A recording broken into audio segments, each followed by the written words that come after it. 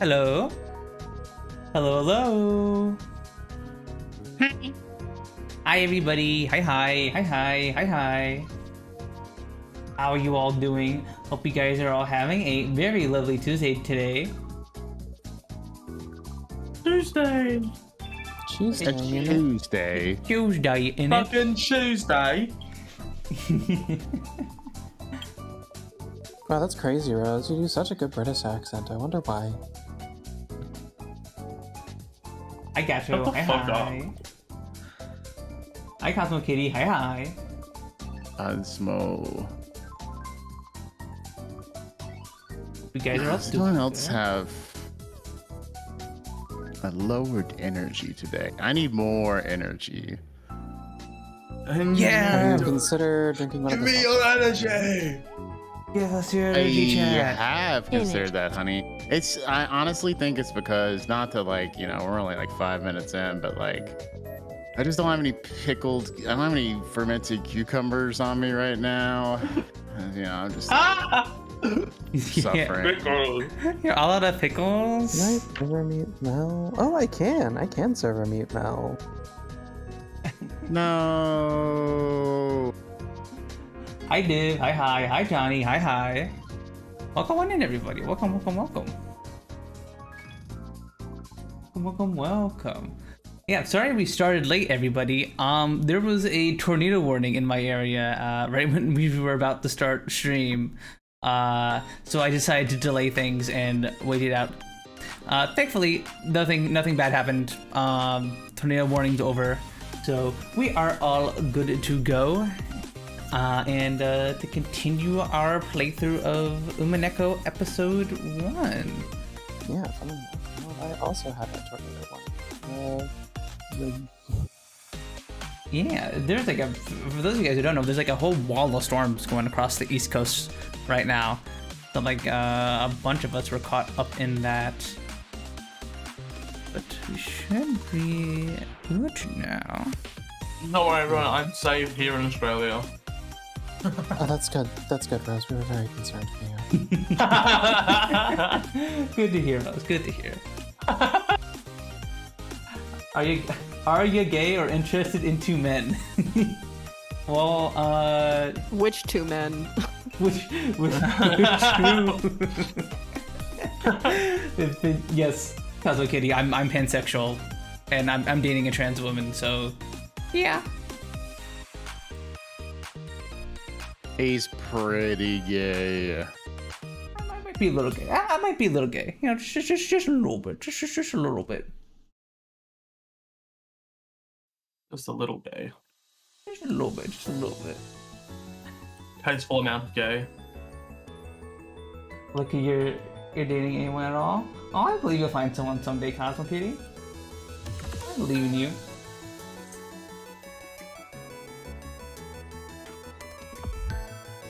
Full gay lol. Nice, nice. Okay. Hell yeah. Full of gay. Sounds pretty gay. Maybe you any gay? girl want what about? Okay. I'm just bringing up the game and stuff because since stream started later, we'll spend a lot less time dilly dallying than we normally do today. There you go. You guys should be able to see and hear the game. Indeed, it does sound very gay. Well, we are in good hands here, Cosmo Kitty, because everyone here is some degree of queer. All 5 of us. Stack rank us by degrees of queer. No, don't do that. I don't think there's No. any possible way any of us out queers the other. It would be Yeah. a little hard. Methodologically speaking, it would be challenging, I think. I don't know, Mel. You like to pull the card of like the elder gay on me, where it's like you have prestige, so thus you are more gay than me. Well, that's because I hit Hmm. level 60 and I prestiged back to level 1. I do consider Mel the elder queer here. Okay. So fuck me. I Wow, guess. wow, wow, wow, wow. Yeah, I'm a small young bean. Oh, stage regressing again. Oh, so suddenly I'm not old? Okay. Okay. Exactly. Everyone call Chimera old. Yeah, everybody calls me Not old. me. I've earned it. Old. I'm so thankful to be old. It's okay, Chimera. We shall all be old Yeah, one It day. is okay. You're no, right. I no, love no. being old. I'm not old. I'm 21. I've only been 21 for 13 years though. Mm-hmm, True. mm-hmm. Do you know how much dumb shit you have to deal with when you're young? I'm over it. I'm Yeah. gone. I found- remember. Oh, I remember. Back in my day, I remember all. I'm so thankful to not be young and care about dumb shit. Mm-hmm. Gonna emo my OC holding the pride flag. Cute. Oh, sorry, you guys. I don't have the vtuber throw. I don't have tits enabled. I gotta enable tits. Give me a second. We'll punch punts for you. Monster Don't worry. tits. Yeah, the That's what the Twitch thing's called. the yeah. Twitch integrated throwing system. Tits. Aren't you interested in tits, Rose? Pretty sure I remember you being Um, interested. Yeah. I just didn't think puns had tits. Eh. Okay, there we go. Turn you off. And then, and then let me see if I can move my tits around here. You gotta stop. You are appropriating my culture right now. True. Okay, give me a sec. I gotta just move this. Where is?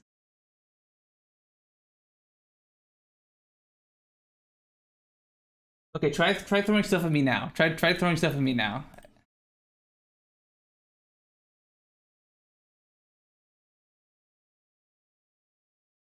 Okay, it is not showing. Why are you not showing up?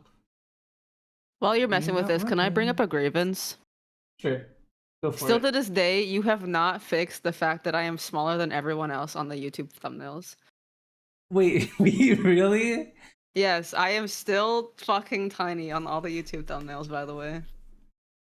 Okay. To be fair, I've just used I've just changed the background on all the Do Umineko better thumbnails. puns. He's literally calling me short. It is fucking crazy.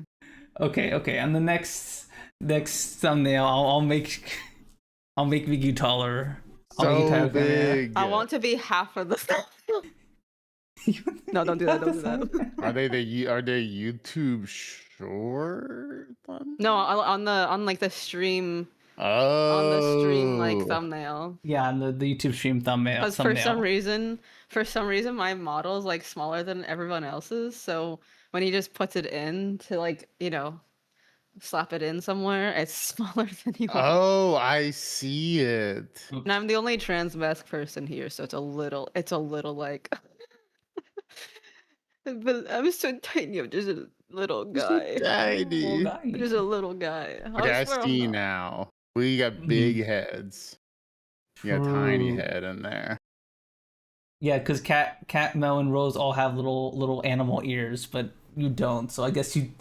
I think I sized you guys the same, but you look smaller. Because I'm not anthro. Okay. Yeah, actually, you know what? I think I might support non-furry bigotry. I do have a persona. I've never showed you guys my persona, but I do have a Oh, persona. okay. Never mind. You're a furry, then you're safe. I am a furry. Yeah. I just Yeah, I don't thought use you it were. as, I thought you like, were a mixture of a lot of things. So like that's furry. I accepted that I was a furry. I was like, I'm not a furry. I just love furries. I think that makes you a Sounds like furry, me. bud. Sounds like me. That makes you a furry. Yeah, I'm not a furry, but I just like looking at furries. I like furries. Whenever I have a character, I kind of like it when they have like ears and a tail. I've always wanted a but persona. I'm I not a- love other yeah, people's personas. I want a fursuit. Yeah. Yeah, I'm not a but furry. but not a furry. Not a furry. Yeah, not not a a furry. furry. No, actually, I'm not a not furry because you don't own the fursuit already. Yeah, why you're a that's furry. true. That is true. I don't have a fursuit, therefore I cannot actually be a furry. Yeah, Yeah, that's how being it a works. furry is a financial investment. Yeah, a $4,000 at least financial investment. Mhm. I've been getting a lot of sewing propaganda in my like short form video content, Oh, and really want to get into it. Partly because yes. I want to like embellish a million little things with clothes and modify clothes and stuff. How Yes. cute. But also people who do like quilted dog masks and stuff, like I don't know, this shit looks cool. Yeah. I've been really infected by sewing stuff and Ren Fair stuff recently. Yeah, in a single day, I spent 14 hours making a quilted diamond pattern vest for myself. I actually have a photo. I Hell can yeah. send a photo. I sat down for 12 hours or whatever I said. I can't remember. It was from 10 a.m. to midnight. I was working on it. I don't know how to do math, but it's that long. And also, I will say, if you go into the right mindset, embroidery / bead embroidery can be like really fucking rewarding and really Yeah. fun to really, yes. So if you're looking to embellish clothes and you want to start, small, of just like adding things to clothes rather than making clothes Yeah, that's for what I want to do. yourself. Yeah, I would start with like embroidery / bead embroidery because it's quite fun. Yeah, I got incepted a while ago into That's this person the that just does best one. content where it's just like, what if you just sit down and you like thread embellish a bunch of your clothes, just like along the hems, and it's just Yeah. it's just like detailing. Yeah. I put the vest I made in chat. I do plan on adding trim at some point. I just ran out of time. But yeah, I cut out all the diamonds and I sewed them together and all that stuff. And we go to the thrift store a lot, so it's like there's always stuff we can modify. Oh, and yeah, Ooh, and that's good. also using thrifted fabric, like bed sheets, or most of that on there is stuff I bought at the Goodwill, and it cost me a total of $7 to get like 3 different things of different fabrics. And we have a cool, extremely queer.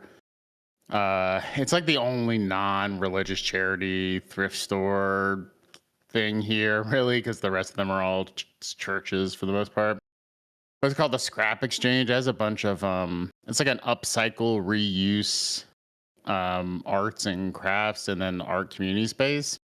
But they have a lot of stuff like used art supplies and Oh, I've always wanted to go to a beads place and like that. lots of reclaimed fabric. And Oh my god, I would love to go to a place like that. Sounds I'm awesome. sure they got a bunch of stuff when Joanne shut down and stuff. Oh, too. for sure, yeah.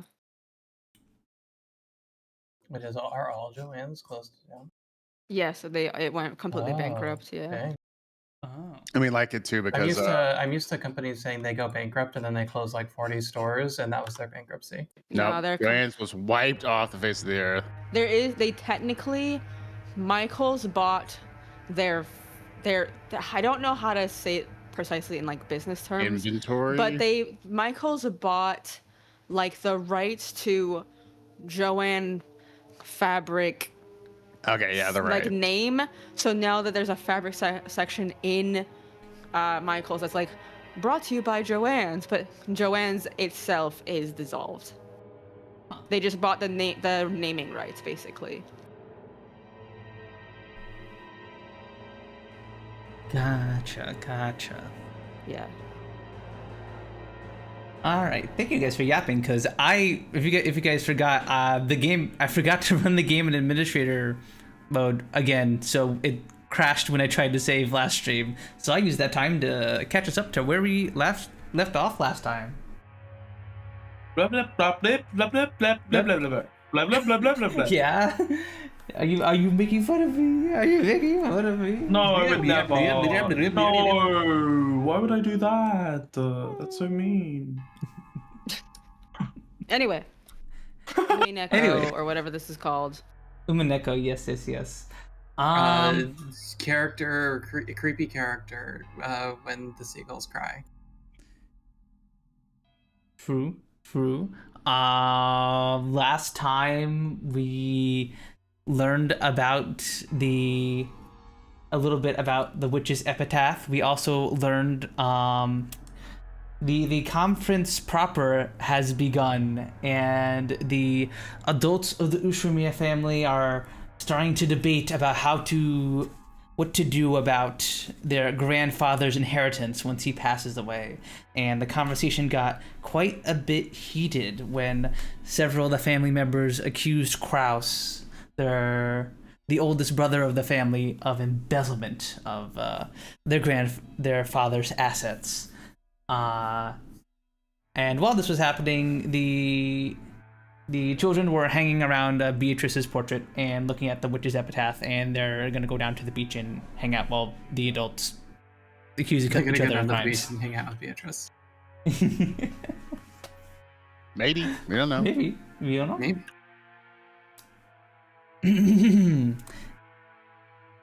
Ridiculous. Is it truly possible that you all believe in Father's legend of the gold?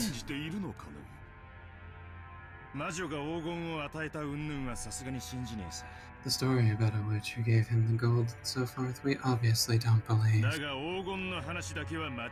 However, there is no mistake about the gold. Multiple sources have confirmed the fact that Father was in possession of gold bars from an unknown source. We heard that before the Maruso family president died, Father showed him a large amount of gold somewhere. Father stated clearly to him that there were 10 tons worth. That's just the nonsense of a senile old man. Along with Father, he was just fabricating a story. You can't take it seriously. If that gold didn't exist, he wouldn't have been able to gather so much funding. Before the president died, he was a person whose sincere personality gathered a lot of respect from many in the business world. He wouldn't have become a partner to such a fraud. Aniki, the president of Maruso definitely saw it. 10 tons of it, clearly with his own eyes. Even more, Dad let the president take 1 ingot at random and have it examined. The results of the examination showed that the 10-kilogram ingot had a purity of 4 nines. He said that the Ushiromiya family crest, the one-winged eagle, was carved into it. Almost instantly, the Urushimiya legend of the gold spread amongst the fixers of the business world. Gold from an unknown foundry has a poor rate of conversion into money. Thinking that it was a chance for decisive profits, they accepted it as collateral, and as a result, Father was able to receive a giant loan. This is the most ridiculous nonsense I've ever heard. How old are you people? Are you still taking that fairy tale you heard as a kid at face value? Where's the proof that this 10 tons of gold even exists? Isn't it just the lies of Father and those who were closest to him? Of course, it's just a story. But still, Aniki, of course, the amount of money that Dad raised required a suitable amount or quantity of collateral. Even if the gold was just a rumor, that he had shown them a treasure comparable worth is an unmistakable truth, don't you think? It was just a fiction of gold created by our penniless father. He made it seem that non-existent gold actually existed and fooled his sponsors. It was probably the gamble of a lifetime. Fortunately, his use of those funds proved successful. If the Korean War demands had come and the Ushiromiya family had not been restored, Father would have been hounded after as the crook of the century.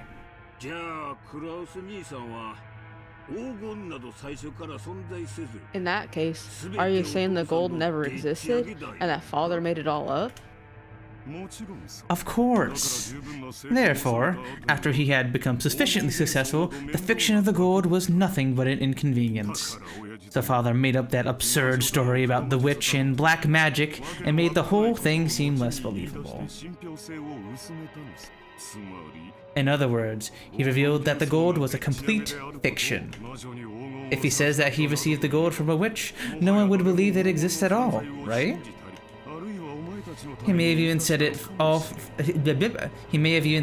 for all of your sakes. Nevertheless, some stupid offspring wanting to divide up this non-existent gold with the rest of the inheritance have appeared. Rosa, don't tell me that even you believe this kind of a fabrication. 私はお父様が本当に黄金を持っていたかどうかを確かめることはできない。Aroused. Look, it's Rose, me. it's almost your name. I can't prove whether or not father really has the gold. でもお父様の However, as one of father's 4 children, I just want to claim my rightful share. Oh. It seems that even Rosa has learned to assert herself.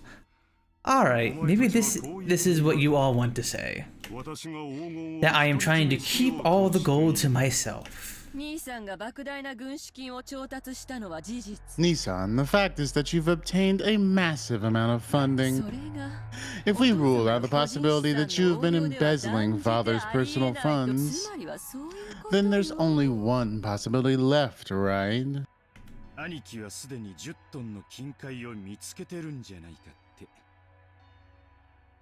Aniki, maybe you already found the 10 tons of gold bars. It sure looks that way to us. Ridiculous. Something like that never existed in the first place. Then explain yourself. Embezzlement of father's assets, father's hidden gold. How could you have gathered so much funding if you didn't use one of these? I also have many friends in the political world and the financial world. I have done nothing more than gain their assistance. And as for that, I have no responsibility to explain it to you. You understand, don't you? There are some topics that can't be talked about. If that's the story you insist on, then fine. But, Aniki, Dad doesn't have long.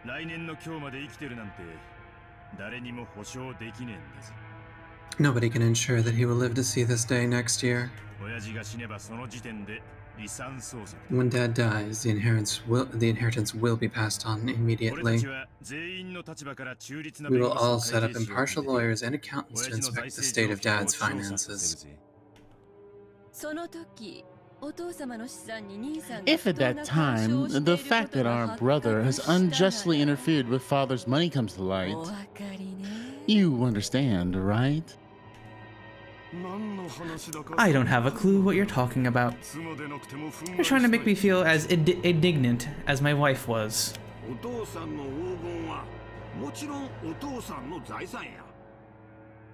Father's gold is definitely one of father's assets. I understand it's money you can't reveal openly.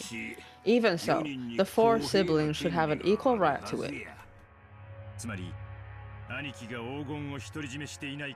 In short, we will also have your financial situation investigated to determine whether or not you are hoarding the gold. You have a good opportunity right now. Prove the existence of this backup from friends and acquaintances that you mentioned. That way, you will be spotless. And we can sportingly apologize for foolishly doubting you. Right, Rosa?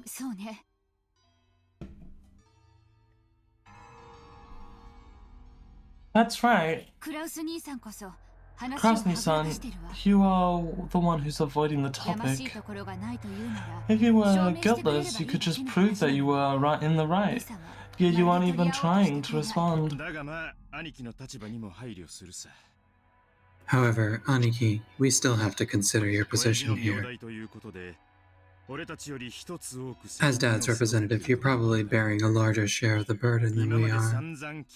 It wouldn't be fair for the rest of us who have been living terribly relaxed lives until now to complain without taking that into account. Oh. I'm speaking ill of one moment and flattered the next. That's quite tiring. Please get to the point.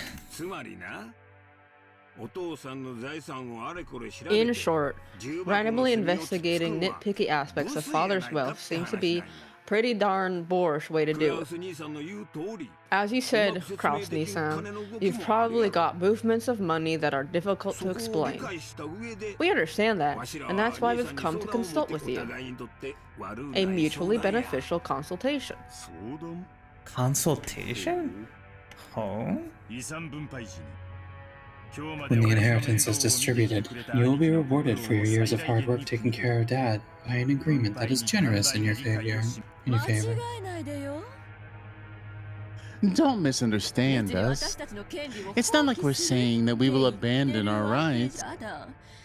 It's just that when we claim what we deserve, it wouldn't be bad if there was a generous understanding of your position. That's what we mean. In other words, if you'll accept our conditions. At the time of the division of the inheritance, we won't mind leaving the investigation of Father's financial status to you, Kraus Nissan. All of the siblings from Ava downward suspected that Kraus was trying to steal their father's wealth.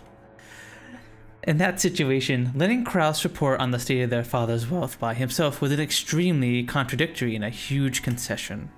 If, as they claimed, Kraus was actually embezzling money, Kraus would be able to hide that fact. Besides that, it would also be possible for him to control the distribution of the inheritance in a manner favorable to himself. Kraus, also realizing that this sounded too good to be true, couldn't help but feel doubt. He had to worry about what they would ask in return for such a compromise. Oh, after mistrusting me completely, you now say that you're willing to restore your confidence in me as the eldest sibling? And what are you asking for?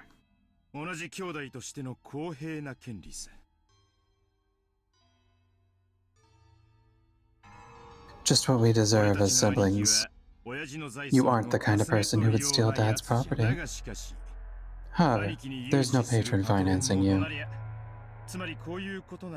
Considering all that, there's a certain explanation that would satisfy the rest of us. Nissan, you found the 10 tons of gold and used that as collateral to gather some funding. Yes, just like Father did in the past, right?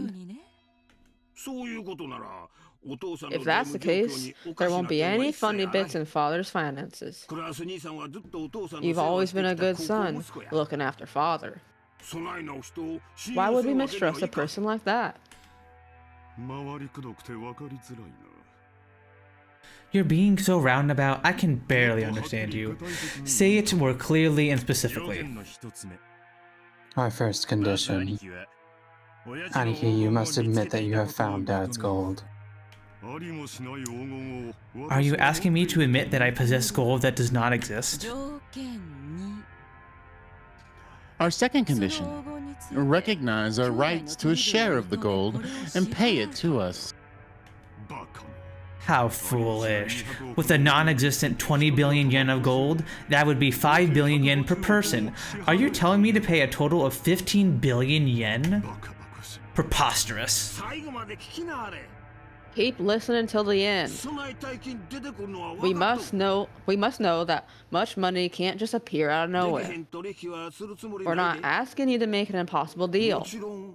Of course, regarding the portions of the gold, we plan to reward you sufficiently for your hard work until now in our calculations. Our third condition. The portion of the gold to the one bearing the title of successor to the Urshimiya family will be 50%. The remainder will be split fairly between all the siblings. Of course, this also includes you, Kraus Nissan. Of the 20 billion, 12.5 billion will go to Aniki. Oh, sorry, that's the wrong guy. Sorry. He was on the screen with his mouth open, so I thought it was him. Of the 20 billion, 12.5 billion will go to Aniki. 2.5 billion will go to Eva Neison. 2.5 billion will go to me. And 2.5 will go to Rosa. A distribution that makes me so grateful I could cry. So you're saying, for the sake of the gold that doesn't exist, I must pay you 7.5 billion. Well, what's wrong? Nissan, your share is 5 times the size of ours. That's such a good condition, I'd be jumping for joy.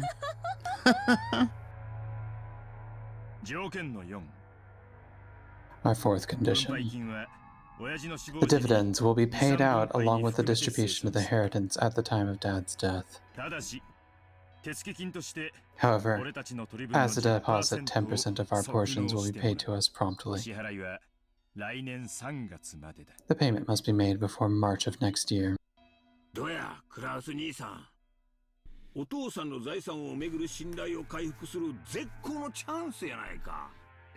that me? Yes, you. Yeah, that's it. Okay. What do you think, Cross-Nissan?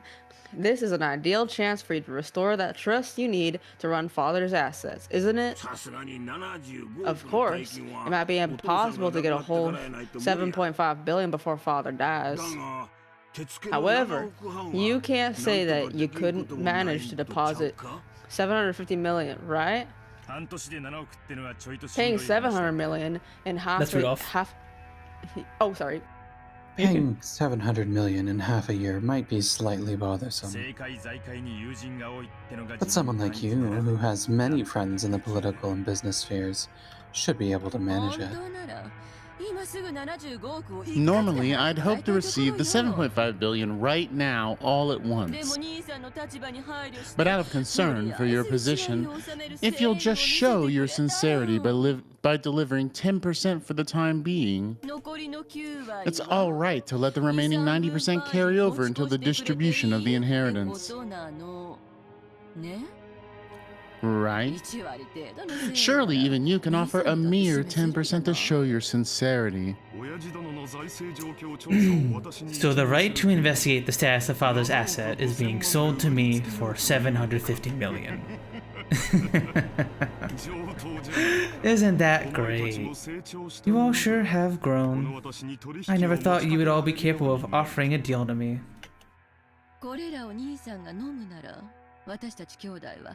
Nissan, if you accept these, the rest of us siblings will leave the investigation of Father's assets to you.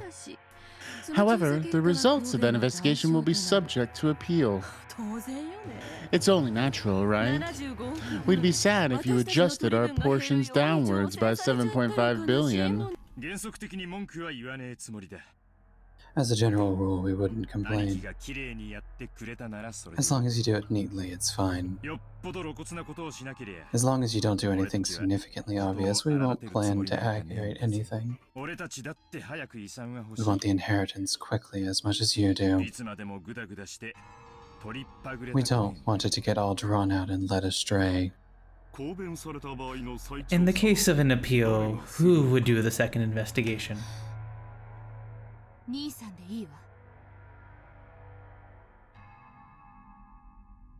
Rouse? That can be you as well.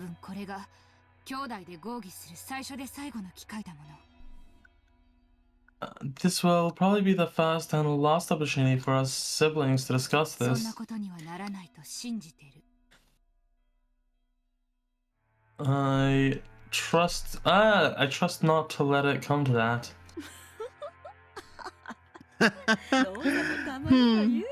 Rosa, you really can talk sometimes. That Kraus was not trusted whatsoever as the oldest sibling was by now so obvious that it requires no explanation. The formerly tyrannical oldest brother would always abuse his privileges and infringe upon the other siblings' shares.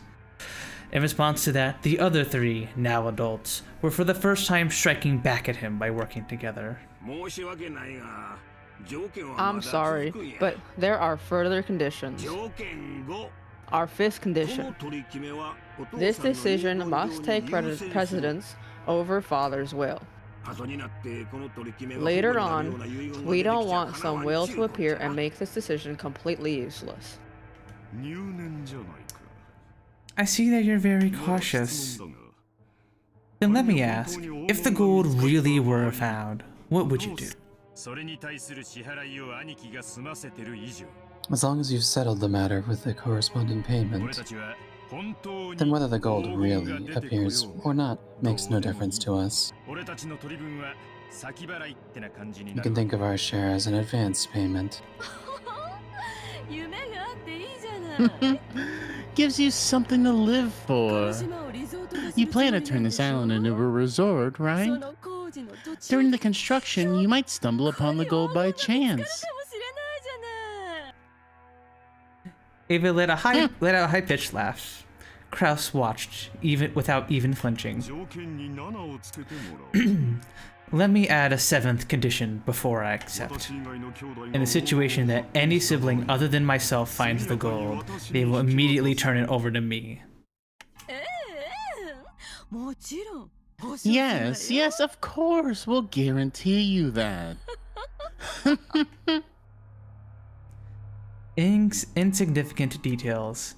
The others, who were forcing Kraus to pay money for some non-existent gold, would of course not insure Kraus's portion if they actually found the gold. From the beginning, this deal had been nothing more than a threat directed at Kraus. While the truth might be different, the probability that Kraus was embezzling his father's assets was extremely high. When at last Kinzo faced death and it came time for the inheritance to be distributed, surely some unpleasant facts would come to light. That situation would likely be a fatal wound to Kraus. They had latched onto a weak point and were threatening their brother under the veil of compromise, trying to wring out a huge sum of money. However, they had let one thing slip their minds. The three of them had forgotten that their oldest sibling, who they couldn't defeat unless they banded together, was a very nimble thinker when it came to being crafty. Kraus relaxedly let out a gloating laugh as he spoke to Ava, who could not hide her smile, so certain she was of her victory. This all sounds marvelous to me. I had been feeling a deep pain in my heart at my estrangement from the rest of you. If by accepting these conditions, I can make our sibling relationship friendly once again, I would be quite pleased. I will gladly take you up on your offer. Be happy, Rosa. We have a deal.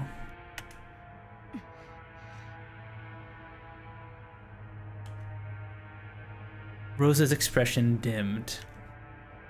When her brother started talking like this, the conversation would never change for the better. Ava was also sensitive enough to realize this. Therefore, even though Kraus had obediently accepted the deal, she was unable to wipe away her feelings of insecurity. My, how obedient. That's not like you, Nissan. That's harsh. I think I have an ulterior motive. Of course I don't. I'm just like all of you. It felt as though only that part was empathized. The color of Rudolph's face darkened. I have a plan, just like all of you. That's what it sounded like to him. That gave him a sense of urgency. Trying to bring this near-finished discussion to a conclusion, he rushed to wrap it up. Then we are good. So, Aniki, would you mind signing here? This is a written contract containing the discussion we've been having. There's one for each person. Everyone will sign the same contract. Rudolph took 4 written contracts out of his breast pocket that had the details of their deal written on them. Of course. We'll also add the 7th condition that you proposed. Straight away. Don't worry. Aniki, will you use a pen? Rudolph took a fountain pen out of his breast pocket and offered it to Kraus. Kraus made as if to accept it, but then, with a small laugh, drew back his hand without taking it and spoke. Actually, in order to make sure this agreement is definitely effective, I would like to propose a single amendment. When Kraus said that one sentence, all of the siblings felt at the same time as though something annoying was creeping up their backs. That won't do. We've already decided, haven't we? Be quiet and sign it. Ava, why are you so impatient? Of course I will sign. I'll promise you all of your share of the gold, 7.5 billion yen. I also promise that, when father's inheritance is distributed, I will cleanly and neatly liquidate it. However, there is just one point on which I must ask you to compromise. What are you talking about? What point don't you like? The part about promptly paying 10% of each portion, 750 million yen. As you pointed out, my financial situation is not prosperous. While I am guaranteed to definitely collect on various future investments, at this time I have no choice but to admit I am very poor. In short, I have absolutely no money that I can move around right now. I am incompetent and my business skills and senses are dull. And unfortunate such as me, to use your words, has no power to move 750 million in just half a year.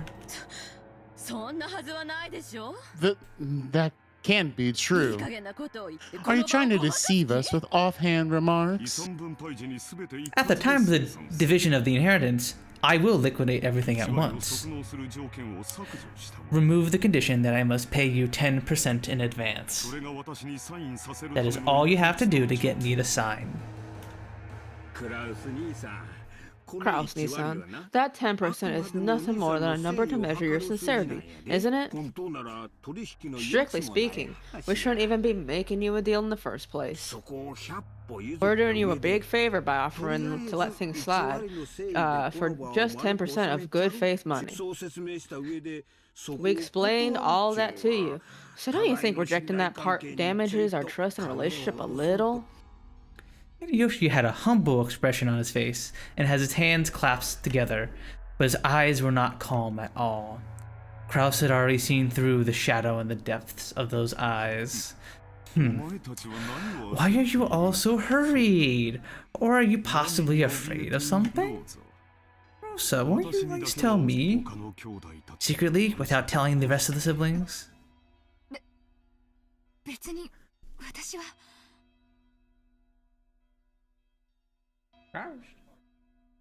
It's not like I. Quit it, Aniki.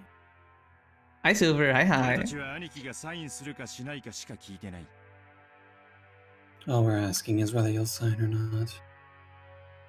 Hope you're doing well? Yeah, we're doing great, Silver.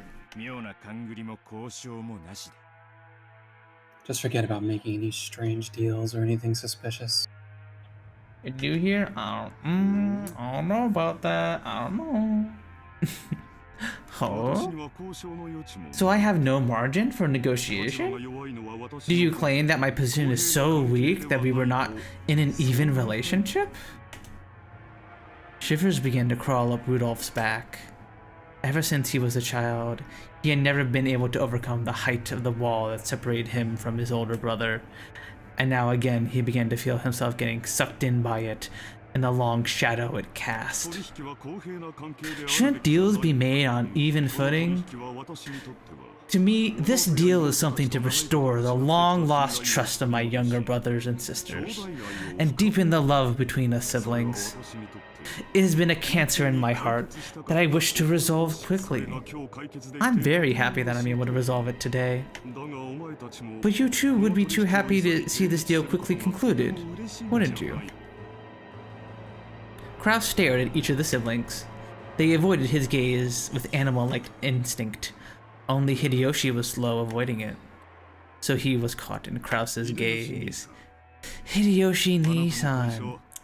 I hear that your company's been going extremely well recently, hasn't it? You didn't hit any problems getting it listed as a stock, and both its performance and stock prices have been constantly growing. I am truly jealous.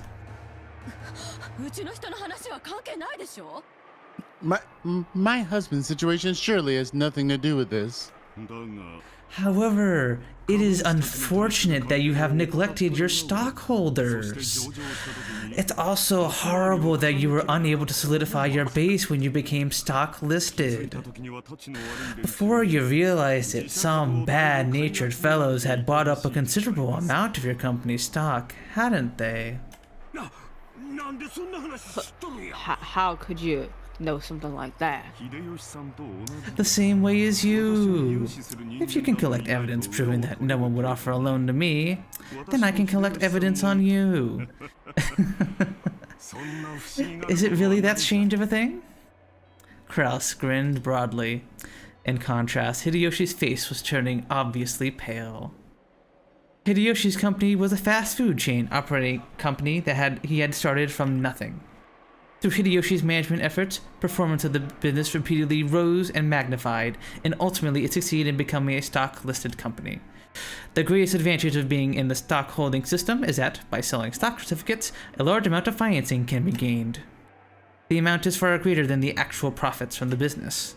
This made it an extremely effective way to gather the massive funds needed to grow his company even further. However, in exchange for financing the company, the stockholders have certain rights. Namely, the right to observe and guide the company that they have financed in order to raise its profits above their investment. That right is guaranteed to all stockholders, and they sometimes even use it to reorganize ineffectual management. It is the right to prevent the money they have spent financing the company from going to waste, and by watching the management of the company. However, if they use this right forcibly, they can eject the former management and take over the company. Because the general body of all stockholders has the power to dismiss the management and nominate new management, that right is exercised on a majority decision by the stockholders, and people who hold more stock get to cast more votes. In other words, if some person or group holds the majority of the stock, they can freely chase out the old management and make the president anyone they would like. If they want, it's even possible for them to make themselves president. Many companies, in order to prevent their stock from being bought up by malicious people and their position from being threatened, take some kind of defensive measures, such as having their own employees or people close to them buy a lot of stock certificates in order to prevent a hostile group from securing the majority. However, since Hideyoshi's company had only recently become stock listed, they hadn't had the time to strengthen those defensive measures. No, maybe Hideyoshi himself was so engrossed in the management of his company that he hadn't realized the dangers of being stock listed. It's hard to say whether he should be viewed as a kind-hearted and skilled manager immersed in management, or a foolish manager who had his feet swept out from under him. But in any case, there were people out there who would not let him get away with that naivety unscathed. They rapidly bought up Hideyoshi's company stock and instantly gained a significant amount of power. They then sent anonymous documents to the stockholders and began to capture the majority. The documents read, "The current management continues to make pointless investments and is ignoring the needs of the stockholders. Let us force the current management to retire, cut the current wasted investments, and let this company be born again as one that gives more back to the stockholders." It is very difficult to make the actual state of a company's management known. They maliciously twisted the figures Hideyoshi had produced from a tiny amount of sleep and a constant concern for his company, and made him lose the trust of his stockholders. Their efforts had almost all collected a majority of the stock in the company. At that point, even Hideyoshi noticed and started to buy back the stock, but the stockholders who realized that the company was undergoing an acquisition maneuver demanded a ridiculous price for the shares that Hideyoshi was trying to buy back. They continually tortured Hideyoshi, who had no leeway in the negotiation for the price. One of the certainties of capitalism is that value will rise when both parties vie for the same thing. And one of the certainties of democracy is that the majority controls everything. So in the end, whoever manages to buy up the most stock wins. So whoever has the most money wins. If Hideyoshi could obtain a large sum of money at this critical time, he would be able to avoid losing all of that which he had built up. Therefore, more than anything else, he wanted a lot of money right now. He couldn't wait for the division of Kinzo's inheritance, which may not happen for some time. And you, Rudolph, who have been in a lot of trouble You've been in a lot of trouble lately, haven't you? They say it's scary overseas, but it seems that it's really true. American trials are settled quite emotionally. They won't give a generous judgment to a foreigner. Weren't you advised by your lawyers that making a settlement with the other party would be more economical in the end? What is he talking about? It's just troubles at work. It's no big deal. It'll be settled with money. Kyrie quickly recognized that Rudolph's complicated what Rudolph's complicated expression meant. Her husband had gone wrapped up in some kind of trouble without her knowledge and had been suffering alone. That's right. In this world, anything can be settled with money. After all, it can even buy back the broken bonds between siblings. America is very fussy about the violation of rights. But with money, anything can be settled. Long live capitalism. Although, rumors abound that the settlement money may reach several $1 million. Rudolph had been building a large amount of wealth with a certain type of niche market. However, a niche is a niche. It's definitely not a sunny job. An American corporate giant was trying to accuse Rudolph's company of violating their rights. For various reasons, it was thought that winning the trial was extremely unlikely, and Rudolph was being pressed to surrender outright. But even so, there was a way to resolve it with money. If he could only pay that money, though it might be painful, he could still pick himself back up. But if he didn't pay, he'd lose everything. Therefore, more than anything else, he wanted a lot of money right now. Rosa, you're a good and noble little sister. You wouldn't even touch a dangerous money game. However, your soft-hearted nature was your ruin, wasn't it? I wouldn't think one should agree to become a co-signer so lightly.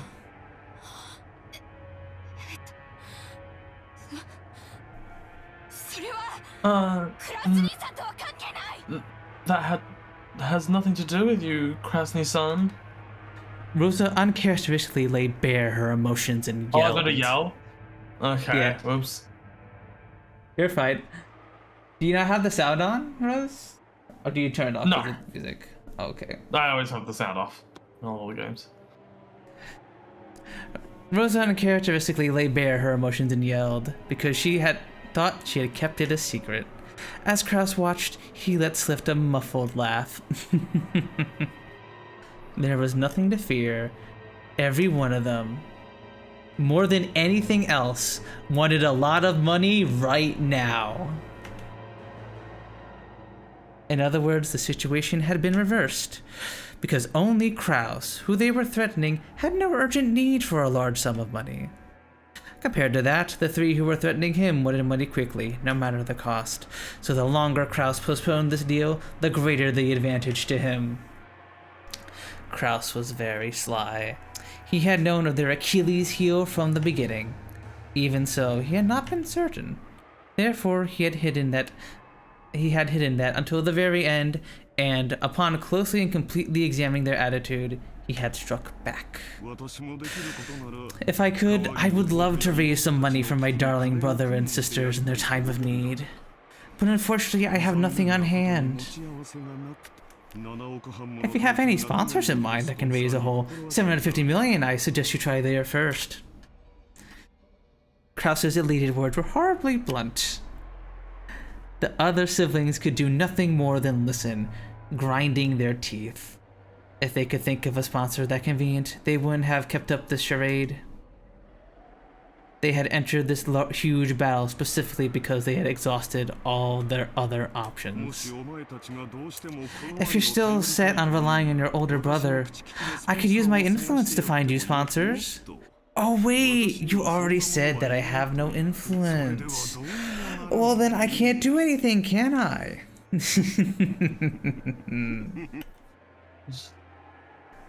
This whole fucking rich people thing is fucking annoying me. Yeah, I know, me too. Right. They're It's insufferable. so fucking bullshit and it's so insufferable, yeah. Ugh. Krause's low, gloating laugh began to fill the parlor. The younger siblings, who had, until now, been driving the oldest brother into a corner, could do nothing more than grimace and grind their teeth.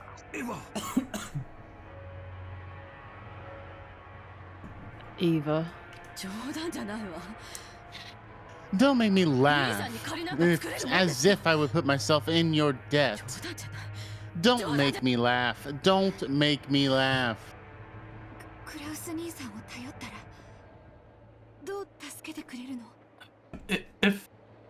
If we relied on you, how would you help us?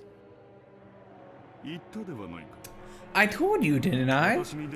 All I can do is find other sponsors for you. Of course, I will do my utmost to negotiate so that you can borrow the interest as well. This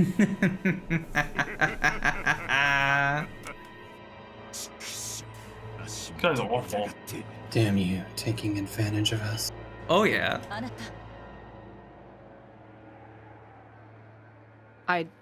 Okay. It I did come hate through. I actually hate this. No, I just hate the word, so I don't want to say it. Please calm down. Ah!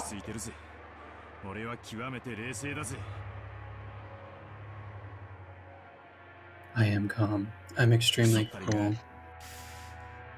You bastard. Kyrie grabbed her husband's hand.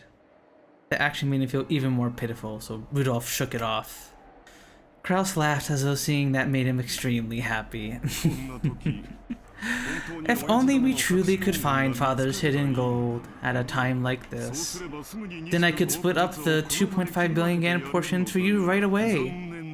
How sad, how sad, how sad, how very sad. How extremely, totally, truly, hopelessly sad. Tonight, let us drink together as brothers and sisters and discuss the whereabouts of Father's hidden gold. Solve the riddle of Beatrice's epitaph together. Why don't we? With 4 friendly siblings all together, there is surely no puzzle that can't be solved.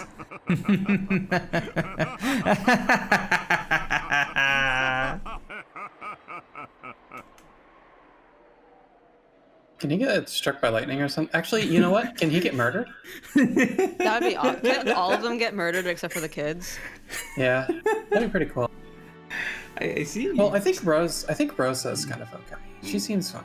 She seems okay, but like she has some secrets. But yeah, she is also she's a mother to a young kid who seems to have some issues. She definitely doesn't want to lose her mother. And also the old lady can stay as well. Yeah. Frankly, all the servants can say. Yeah, I was gonna say. Yeah, all the servants are fine. And the doctor, the old man doctor, can stay too. Well, all the rich, nasty fucking adults can die. Everybody else can stay. The new servant, the one that's good at cooking, he seems like there might be something wrong with him. Like he seems a little iffy. What? Was it good? If one of them was unjustifiably rude to the other servants, I think. Yeah, he was really rude. Goda. It was Goda, but it was because Goda. I think it's the old guy, the old servant who's Kinzo's right-hand man. I don't believe Genji was rude. No, I believe it was Goda. It was Goda because Goda was like, trying to like take over because he wanted to like show off how good his food is. Yeah, I'm pretty sure it was Goda. I don't know what you. I guess I didn't. He like dumps tasks on other people because he wants to save Phase and like has said a couple rude things to them. Yeah, and he takes all the good tasks, like presenting like things that are like really important and stuff like that. Which is just, typical rich narcissist behavior. Rich, he's a servant. But yeah, acting like a rich narcissist. I think it's more prideful, if anything, from what it sounds. Yeah. Definitely prideful. because they mentioned that like he's in terms of ranking for the servants, he's technically like The lowest. Like the lowest. He because is the newest. He's the newest servant, so he is the lowest ranking. He is technically below Shannon and Cannon and like the hierarchy. Yeah. Yeah, because they've been there longer. They're seniors to him. But he treats them worse because obviously he can push he can push them around, and also he's like the head like cooked person.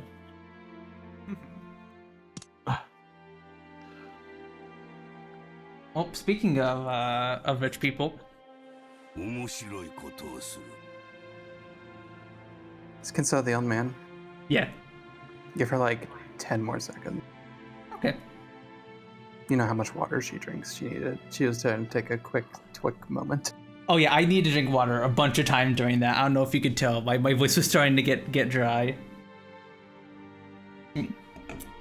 How'd I do as Kraus? I don't think I have a very good deep man voice, but you're reading the lines very condescendingly. I think you did a good job, like getting across how fucking insufferable he is. Awesome. Yeah. That's exactly what I wanted. I wanted to show you guys how insufferable Kraus was. Oh my god. Yeah, you did a good job on that. Thank you. Yeah, he's definitely a miserable and insufferable human being.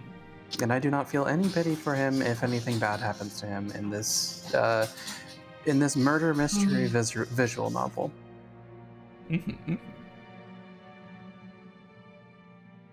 Hi Mel, welcome back. By the way, you are Ushurmiya Kinzo.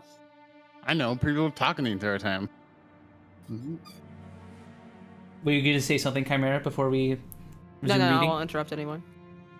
They're not interrupting. I mean, no, this is the time for discussion in between scenes. The scene's not started.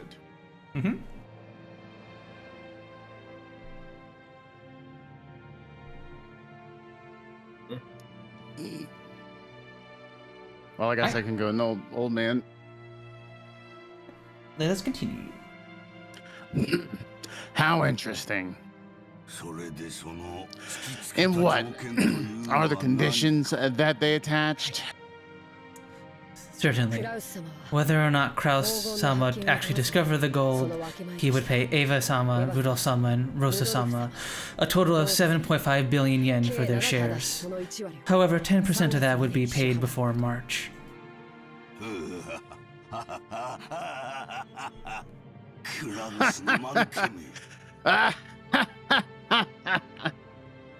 Kraus, you dunce.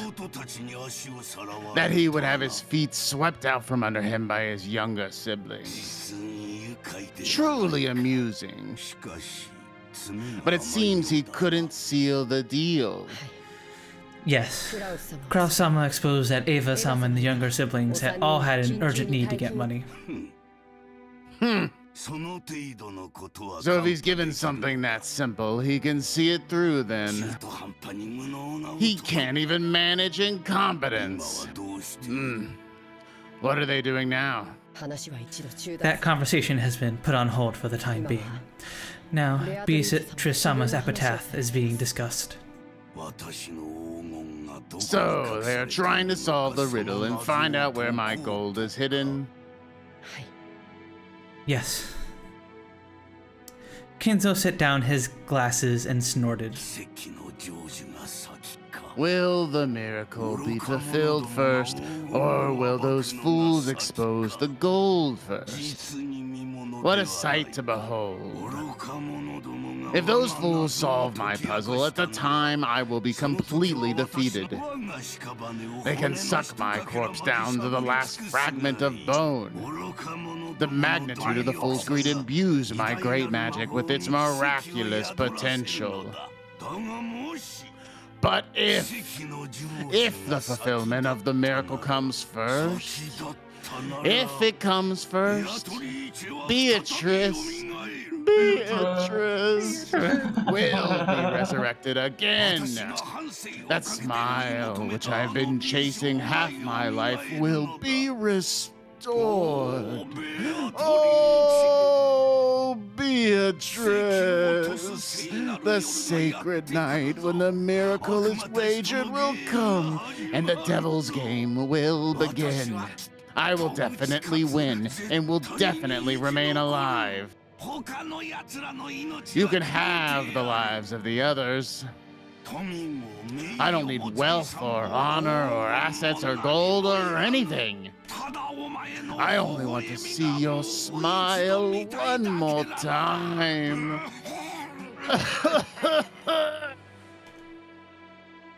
Kinzo choked, apparently in great pain. Kanon got closer and tried to pat his master's back, but Kinzo signaled that he didn't need to. Do you know why I went to the trouble of exposing the hidden location of the gold so that everyone could see it? No. It is because magical power is determined by risk. The greater the number of people who try to discover Beatrice's gold, the greater the danger of that happening. That assuming that the bet is successful despite those long odds, the magical power will bring about an even grander miracle. What the fuck is bro yapping about? In other words, magic is a game. It is not true that the most superior person will become the winner. The winner becomes superior because he is granted magic. So the little Do girl's gonna win. you understand? Just as the miracle of life is granted precisely because of a victory against divine odds of several 100 million to 1. Is this a little difficult for you to understand? My apologies. What is happening? Yeah, the greater the risk, the greater the payout. That's how the magic works. That's what he's talking about. Yeah, that's pretty much what he's saying. What is bro saying? That's fine. It all comes down to this. To the one that solves the mystery of Beatrice's epitaph, I will give all that which I have built up. Wealth, honor, gold, and succession to the Urshamia family, headship, everything that I have established. The right to tackle the riddle is not limited to my children. Even if it were you who succeeded in solving it, that would make you qualified to gain everything. Yes. However, I couldn't possibly understand such a difficult riddle. Of course. I made it difficult. But you must also challenge it. That will become the seed with which the miracle of my magic will be summoned. If everyone challenges it and everyone fails, that will be that. However, if the miracles are gathered and the magical power is born, it will happen then. Beatrice will revive. Therefore, you too must challenge it. All must challenge it. And in doing so, they must give strength to my magic. Do you understand? Yes, I will try. For a long while, Kinzo repeatedly muttered to himself, agitated and grabbing onto his head. Kanon stayed where he was, alert and unmoving until he was given the next order from his master. Kinzo finally realized this. That is all. Leave me now. There's a bag of sweets on the liquor cabinet. You can take some with you as a reward. I'm fine. After all, I am furniture. So furniture doesn't eat sweets? Indeed. In that case, leave me. As you ask, please excuse me. Kanon bowed and left the study. As the door was closed, a heavy locking noise resounded.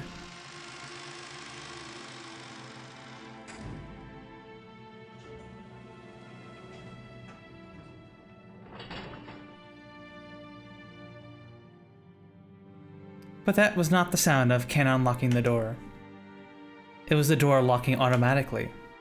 No one could enter without Kinzo's permission, and once they left, they could not enter again. It was a mechanism that Kinzo, unable to trust his blood relatives, had created to lock himself up in his own study and isolate himself from the outside world. The only ones he could trust now were not the sons who shared his blood, but those servants who called themselves furniture.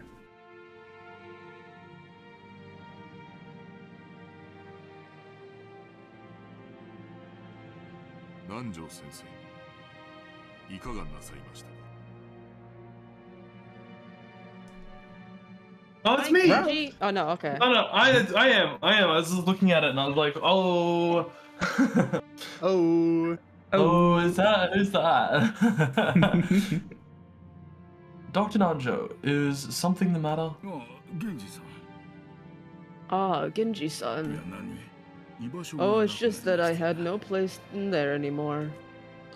With a bitter laugh, Nanjo turned to face the door to the parlor. It seemed that because of that motion, Genji understood what Nanjo wanted to say. For the most part, Genji also understood the family situation.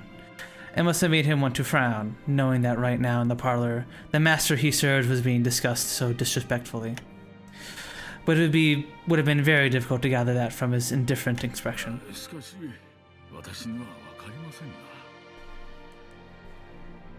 Still, it isn't clear to me. Why did Kinzo-san have something so provocative written, I wonder? Nanjo looked at the portrait of Beatrice. No, he actually directed his gaze beneath the portrait, at the plate with the epitaph.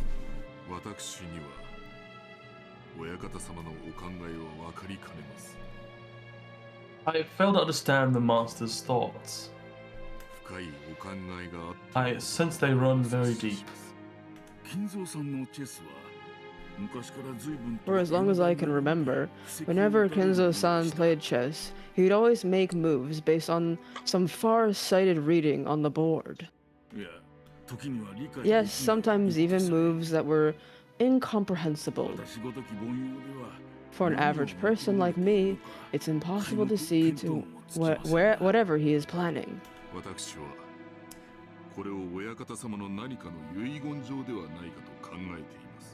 I personally suspect this may be some kind of will from the master.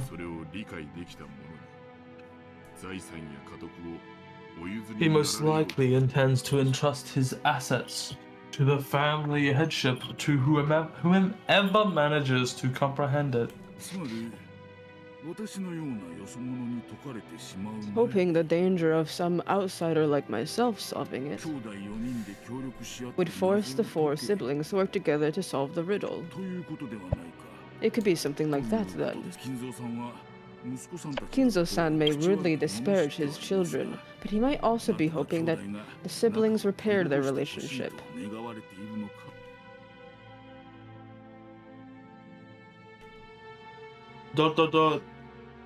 If, as Nanjo said, this epitaph had been written to repair the relationship between the siblings, how heartwarming that would be.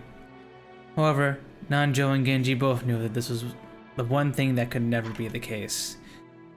Here were the two who held the longest relationship with Kinzo, more trusted than his blood relatives, and even they could not guess at Kinzo's true motive.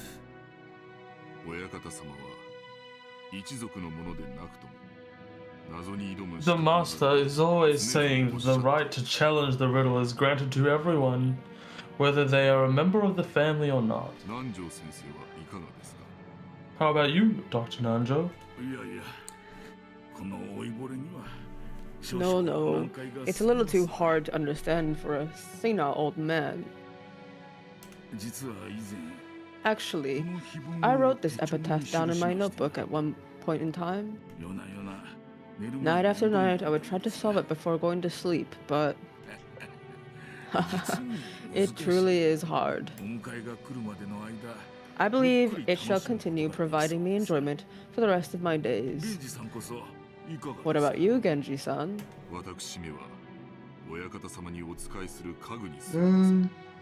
I am nothing more than furniture that serves the master. Jeez! He's a fucking asshole! every single one of his servants is furniture, even like the fucking one that he like trusts most. Yeah, I don't know who started this cult of the furniture. Who decided and started calling them furniture? Is it Kinzo, or was it somebody else that was like, this is the cult of the furniture? Hey, maybe it's like hey, it could be Genji's kink, and then he's forced it on all the other all the other fucking servants. Oh, who knows? Who knows? I mean, the old man is a pretty huge freak, so it might be his thing.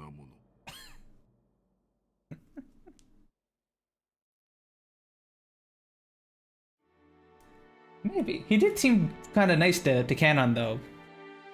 He did say to, like, I don't know how old Canon is, but he's like, okay, you've been a good boy. Go get some candy here. That wasn't that was weirdly, like, uncharacteristically kind of nice of him, but he might just be nice to actual children. Yeah. It's Kinzo basic, or not, it's of a Kennen, basically.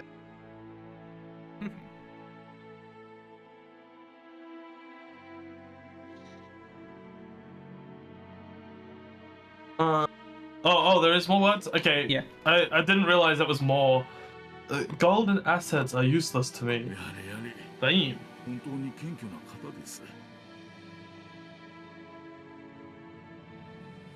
My, you are a humble person. That's probably why Kinzo-san trusts you so much.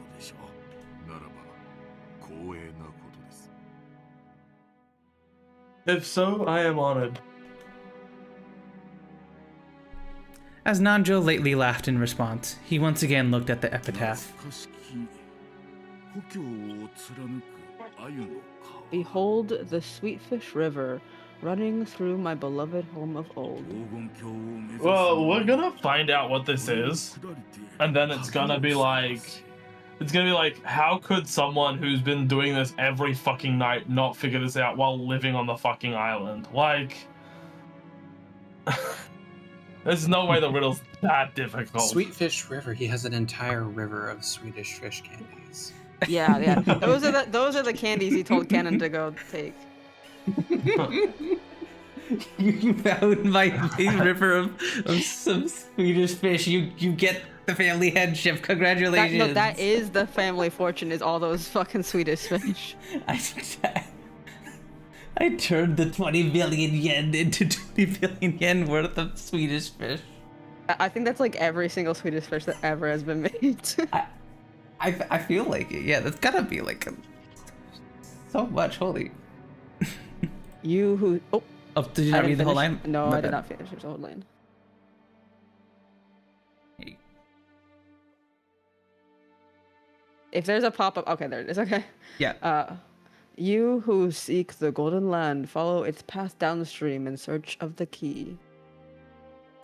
That which is written on the epitaph of the portrait of my beloved witch, Beatrice, is as follows. Behold the sweet fish river, running through my beloved home of old. You who seek the Golden Land, follow its path downstream in search of the key. As you travel down it, you will see a village. In that village, look for the shore the two speak of. There the key to the Golden Land sleeps.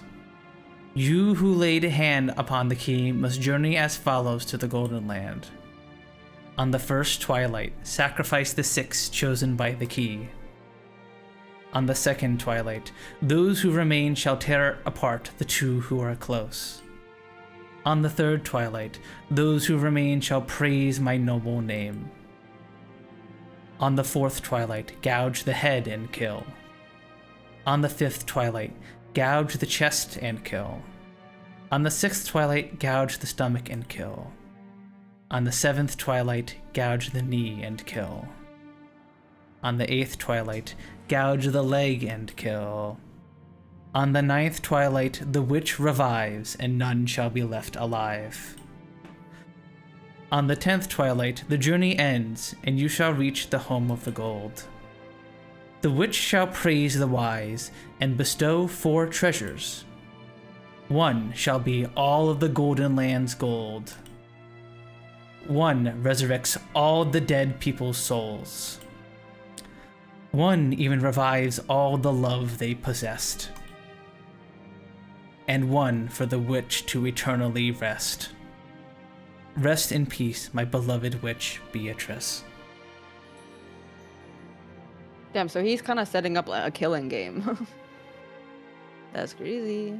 Pretty crazy.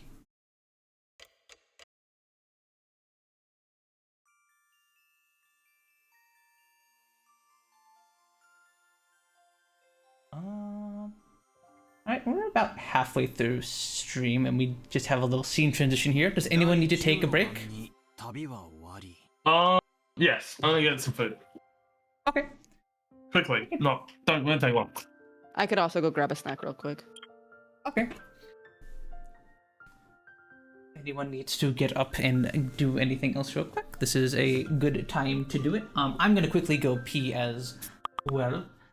And then we shall continue where the children are hanging out on the beach, blissfully unaware of their parents trying to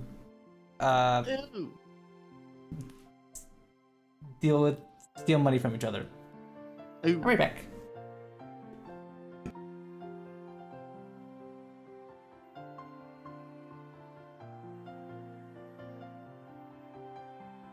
Cool.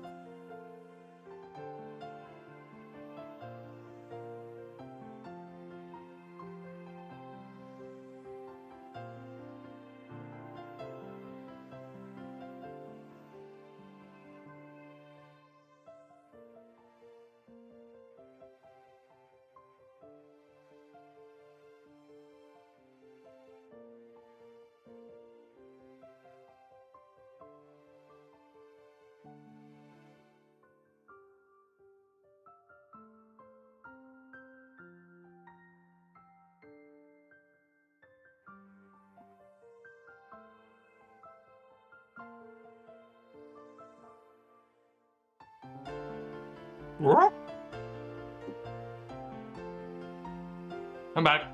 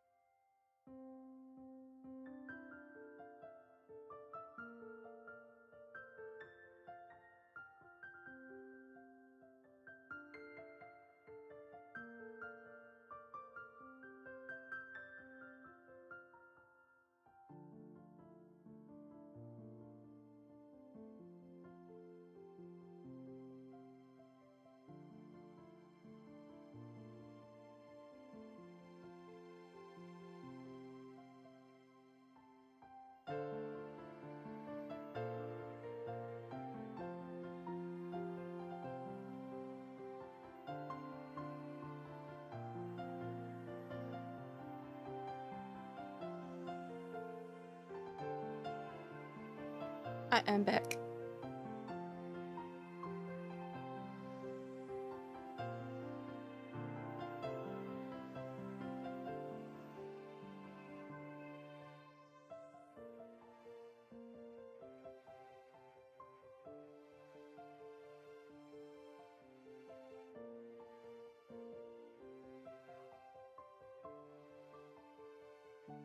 I'm back.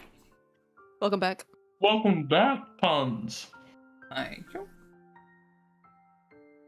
All right, are we good to resume? Is everybody back? I don't think You Mel got or some. Kat are back. I mean, I'm ready. Sorry. No, Cat, not definitely on back yet. Okie dokie. What do you guys think of the epitaph so far? The epitaph. Epitaph. Epitaph. I mean, it's kind of laying out different ways in which to execute people. One like each night for what? 9 nights killing somebody, or no, 8 nights of killing people. Okay. And the first through the 8th Twilights mentioned some kind of sacrifice or killing. Yeah, I just have a feel. Oh, I don't know, because I don't know how crazy this is supposed to be, but for some reason I feel like in the reality he's probably not talking about like literally killing, but people are gonna take it as literal killing, like out of desperation. So we'll see. We'll see. We shall see. Epitaph.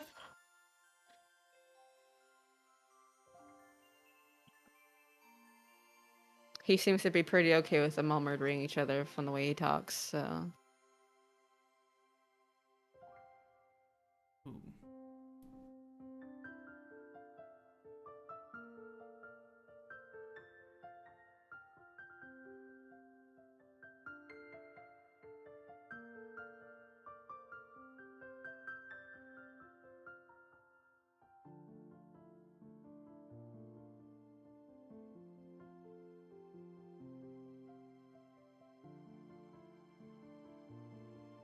Beep bop. Beepity beep beep bop. Beepity beep beep bop. Are you saying pop pop pop pop beep, pop like the Hatsune Miku? I don't know what I was doing. I'm sorry. No. What were you doing? I don't know. I'm not sure. It's called vocal stimming puns. Whoa, what's that? I've totally never heard Turtle We've do never that. done that before. Definitely never. Definitely never gone beep beep or anything like that. There's no YouTube short on your YouTube channel. Links down below that has about you vocal stimming in it. Surely. That would be crazy if something like that existed.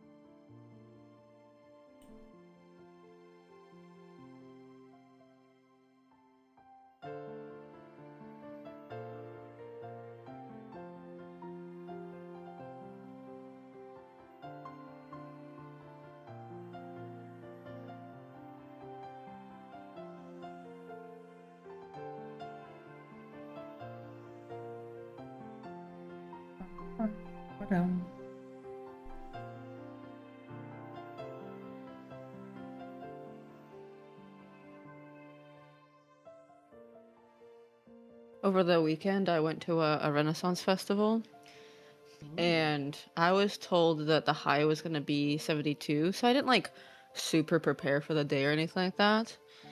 But then turns out it was not a high of 72, it was a high of like 85. Oh. And the sun was quite harsh, so I burned the absolute fucking Christ out of my shoulders. Oh no. So I've been fucking for like 3 days, because it was happened on Sunday.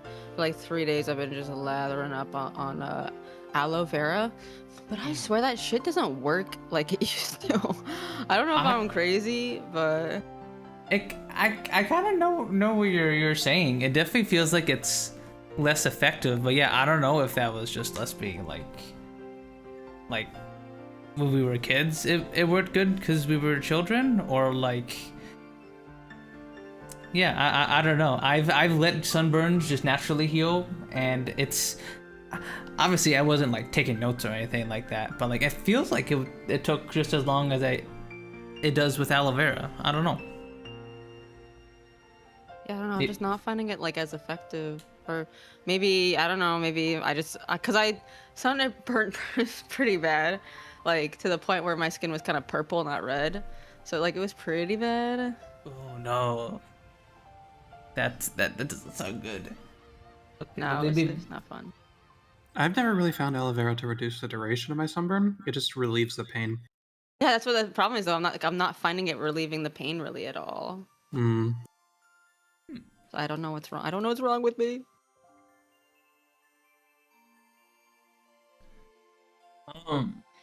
Wait, since we started late today, are we going an extra hour? We're going to 12, yes. So an hour and a half from now, or? Yeah, an hour and a half from now. Okay.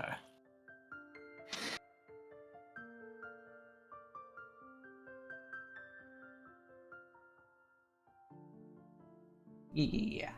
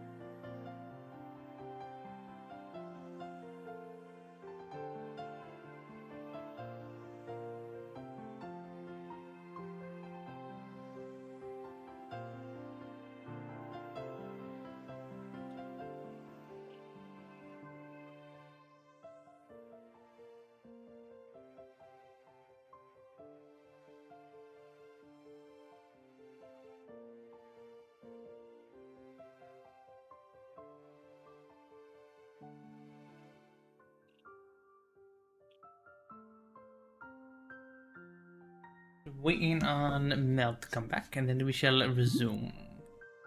Yeah, she's working. Okay.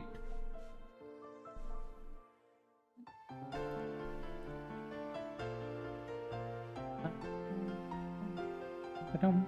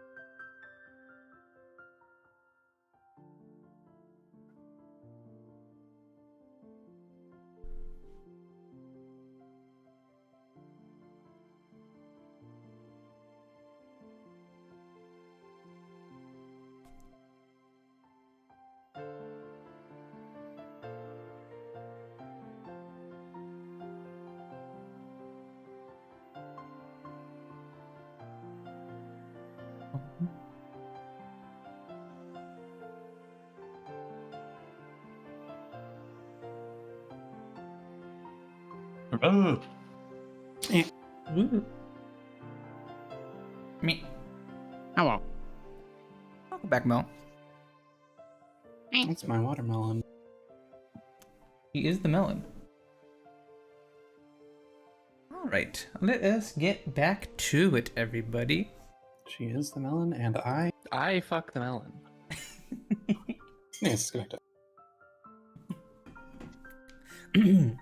So on the 10th twilight, the journey shall end, and you shall reach the Golden Land. You really are diligent, Maria. You did a good job taking notes on all this. Oh! I forget a lot, so I write things down. Write things down like Mama said. There is a notebook inside the handbag Maria was always carrying around, and Beatrice's epitaph was copied into it. Thanks to that, we were all able to challenge the puzzle of the epitaph while here on this beach. For Jessica and the others, this was a puzzle they had already tried to solve several times, and already gotten bored with. But it was a first for me, and I was so excited that I couldn't stop. It really tickled my male sense of romance. Let's start with the first line. Behold the sweet fish river, running through my beloved home of old. Where was grandfather's old home again?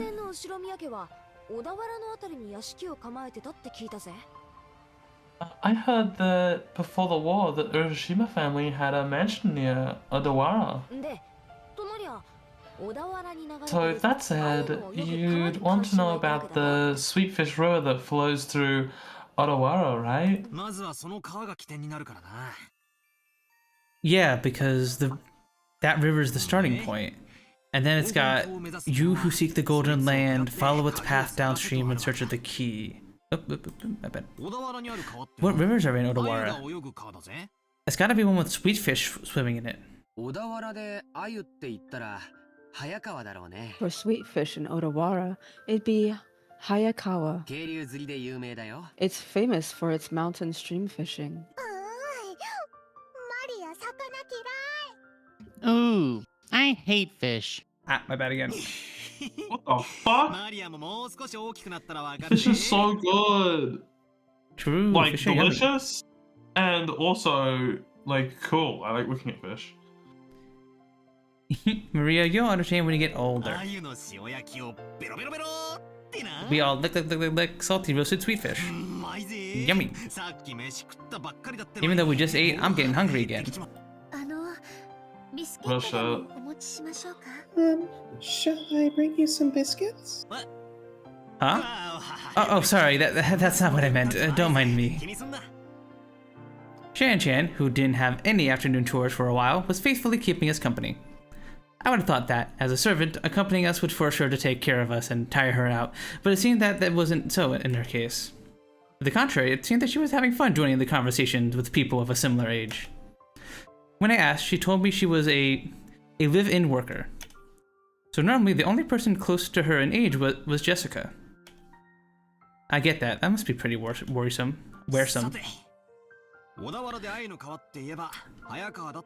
Alright, so I get that the Sweetfish River near Odawara is the Hayakawa.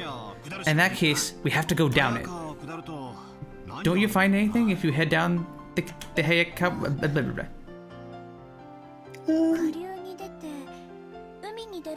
If you follow it downstream, you'll arrive in the ocean. Of course, you reach the mouth of the river. And then the third line of the epitaph was, as you travel down it, you will see a village. By the way, since long ago, the mouths of rivers have generally been key points for transportation, and large cities tend to be built there. That'd be the next checkpoint.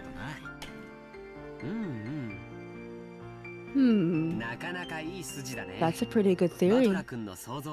Just like you imagined, in ancient times, there was a very prosperous old city there. That's where Odawara Castle is. I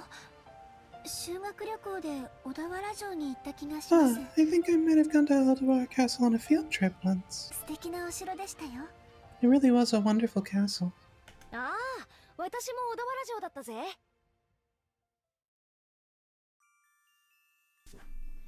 Yeah, I went to Odawara Castle too. Even though I live in a Western style house, it sure is true that Japanese people feel calmer with Japanese style. Ooh, I think castles are boring. Theme parks are better. Ooh. Sounds like puns. What the? Yeah. That's puns coded for it. I think castles are cool. And theme parks are cool. I don't know I if I ever have want to live never in a been to a castle, though. castle, but I don't like the theme parks, so, you know. Do they even like have castles in Australia? A few, but like, I don't think they were built as like actual fortifications. I believe they were just built in like a, we can build a castle, let's build a castle kind of way, you know? Yeah, because like we have a lot of like military fortification castles, I'd say in quotes. I don't think there are any like European style ones in the US really. Yeah. But Yeah, so we have apparently castle replicas.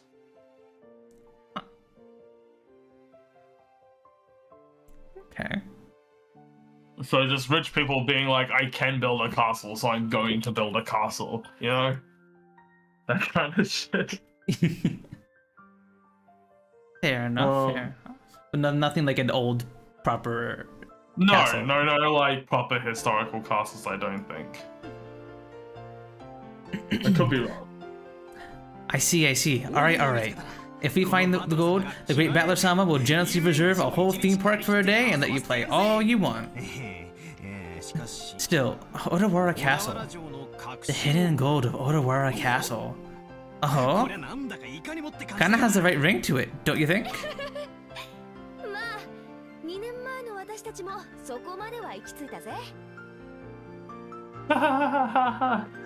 It's so fake. I'm sorry. You're fine. Well, we figured out that much when we tried this 2 years ago. The village down the river where the sweet fish swim is Odawara.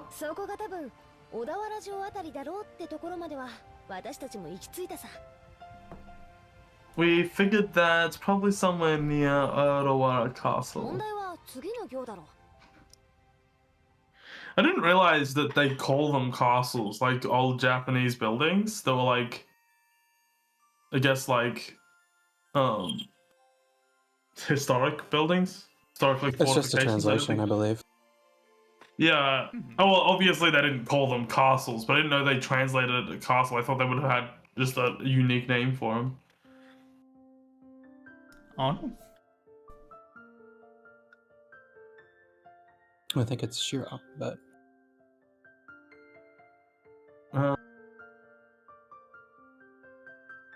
you know, like how they don't just call samurais knights, right?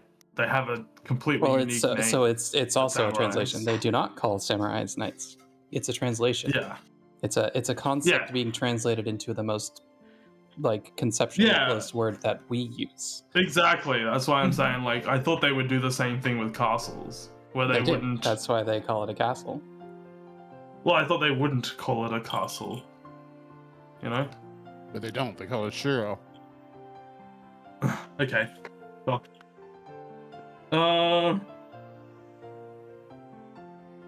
The problem is the next line.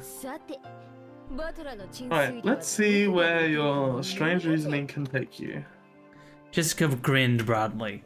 It was like she was saying that if the puzzle could be solved so easily, she would have found it long ago. Damn it. Definitely fine to keep it all for myself. The fourth line. In that village, look for the shore the two speak of. I don't know what it means by the two, but anyway, the shore. What does it mean by the shore? Is there any place near there with shore in its name?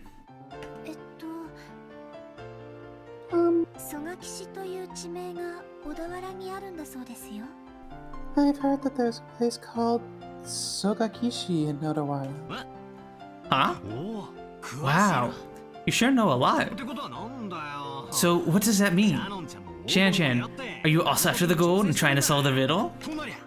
That makes us rivals. It's not like I'm interested in gold. Oh. George-sama told me about it before.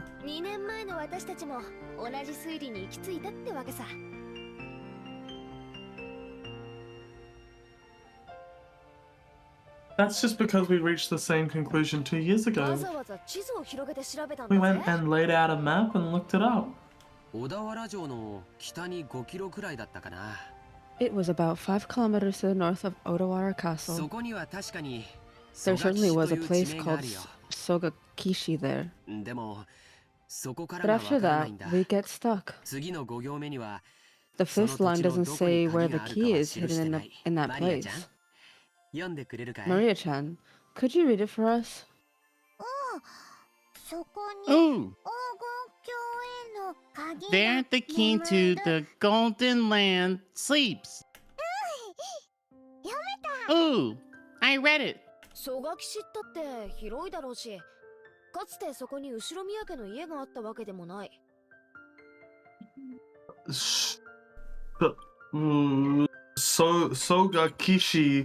Sogakishi is probably large, and there wasn't ever any house built there by the Urashima family. With no hint where the key is hidden in the huge area, Thank you for the we pretty much have to throw in the towel. Thank you much for the follow, Kill Switch Jar. Thank you, thank you, thank you. Hope you're doing good. We're having a good Tuesday so far. I feel like fucking Maria's gonna be like super helpful for some reason. I feel like she's gonna be like goated at this shit. Well, yeah, because she's a little child that can see demons. Of course she is. You're right. And without the key, we can't advance to the next line. George and Nikki, what kind of place is Sogakishi? I'm not sure. I've never been there, so I don't really know. But according to the map, it's in the mountains. I'm pretty sure it was at the base of Mount Asama. Something doesn't sit right with me here. Aren't puzzles for the hiding place for the treasure meant to be a bit more exact than this? I get the feeling we're barking off the wrong tree with Sogakishi.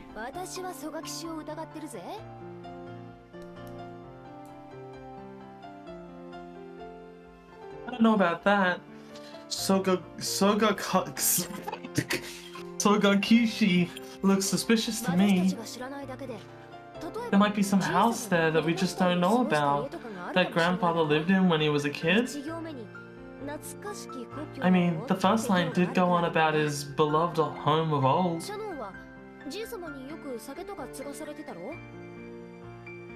Shannon, grandfather has you pouring drinks and stuff for him a lot, right? Haven't you ever been made to listen to stories from his past?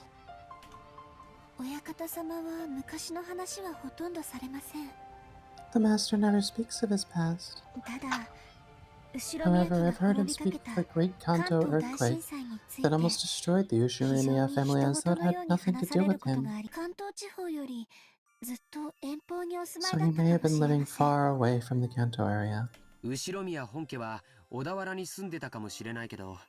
sorry, I just took a bite of food. No worries. How dare you? I don't know. The Ushiromiya main family may have been living on Odawara, but the branch families probably weren't limited to that. Grandfather often called himself a branch of a branch family, and the least connected to the succession. After all. So in other words, the beloved home of old might not even be Odawara at all.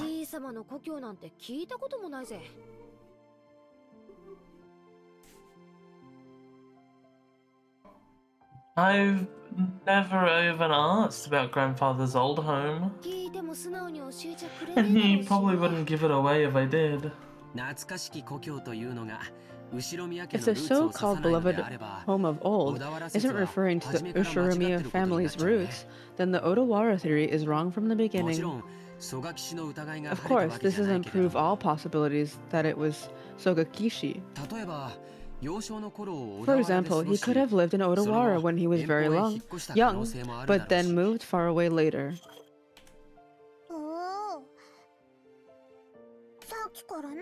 Ooh. I don't get what you're talking about. Oh. Maria had been completely left out of the conversation, and she now sat puffing out her cheeks in boredom. Well, basically, if we can't decide where the start is for our golden game of shoots and ladders, we can't even begin to play. But wait, in the first 5 lines, the thing we're searching for is a key, right? You can enter a door even without a key, just by busting right through it. Can we just throw away the first 5 lines and start figuring out the rest?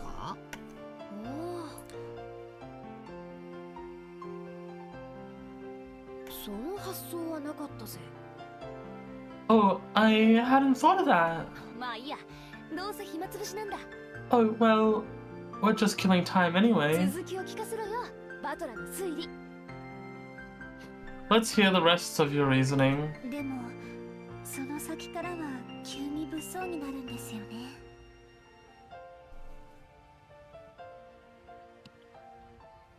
But in the next part, it quickly becomes disturbing. Shin-chan frowned slightly, after looking back at Maria's notebook to recall what was written there. Alright, I agree. In the first twilight, sacrifice the 6 chosen by the key. It sure does get horrible quickly.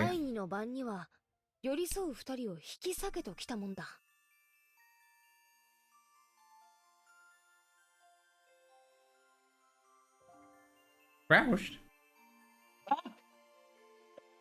On the second twilight, it says to tear apart the 2 who are close. Does that mean to make them break off their romance? Or literally to tear them apart? I don't know, but either way it's pretty disgusting.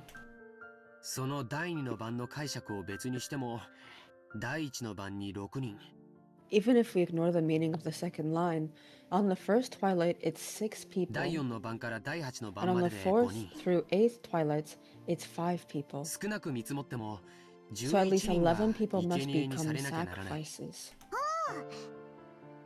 Ooh. Sacrifices to revive Beatrice. I see. Sacrifices to bring back the witch. I guess you could take it that way. As a result, the witch revives in the 9th twilight. This last part is glorious.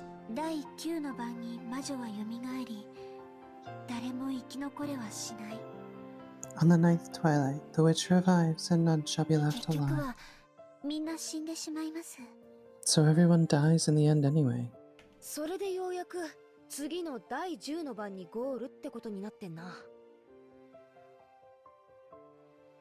And then it's got the goal finally being reached on the 10th twilight that follows?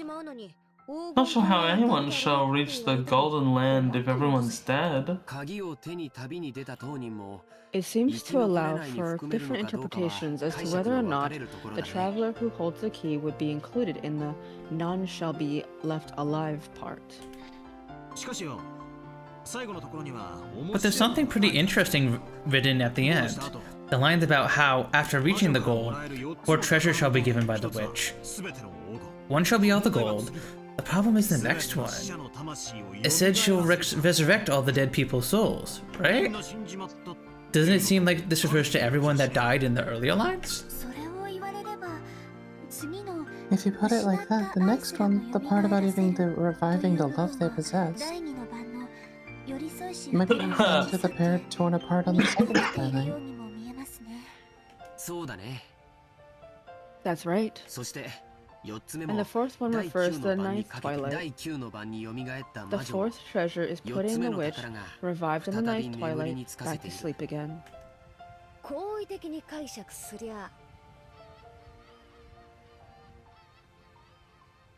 If we interpret it favorably, it's hectic with people dying and being broken up. but it's all made well in the end. 目覚めた魔女も再び眠るし、手元にはたっぷりの黄金だけが残るって寸法だぜ。The awakened witch once again sleeps, and all that's left is plenty of gold. The witch must have her hands full with all this killing, reviving, breaking up, and reuniting people. ついでに起きたり眠ったりな。Not to mention waking up and sleeping.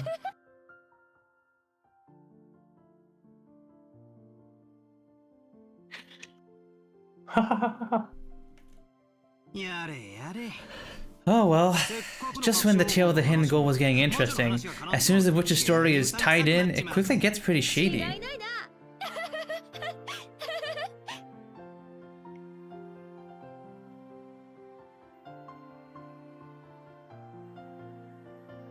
Roused.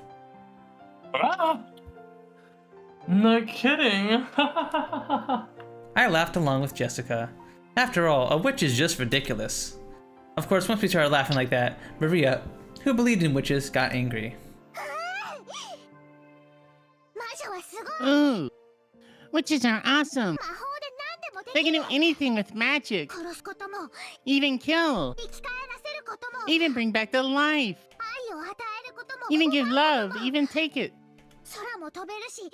Can fly in the sky, can become invisible, can even make gold and bread out of nothing. Ooh. Ooh. Ooh, ooh, ooh.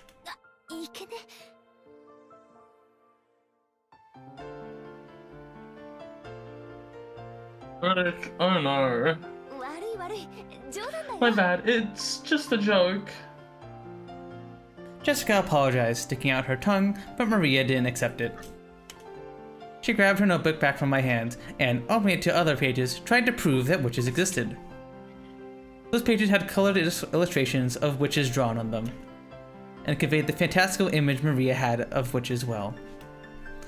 They were not depicted as the normal sinister, crooked-nosed hags flying around on brooms, but as dreamlike people with mysterious powers who could do anything and wore beautiful dresses. Just what you would expect from an imaginative young girl. Dancing through the sky, crossing a rainbow, dancing around all night with magical teacups and teapots that would never get empty no matter how much you poured out of them. With the flourish of their wands, the stars in the night sky would become candy and pour down, and flowers that produce sweets would bud by the roadside. To Maria, witches were the sole thing that could give form to the magical dreams that so captivated for her. The last thing enriching her reality, which revealed more and more of its bland nature to her with every inch she grew. That was why Maria believed in witches.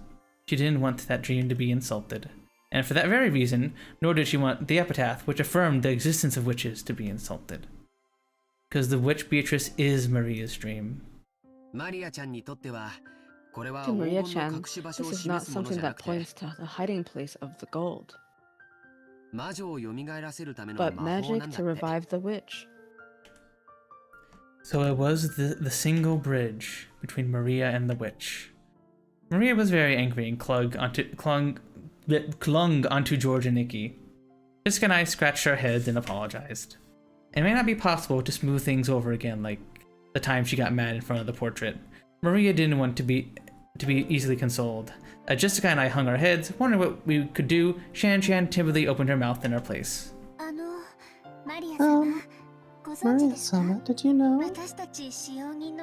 There's a ghost story about Beatrice-sama that has been passed down amongst the servants. Oh?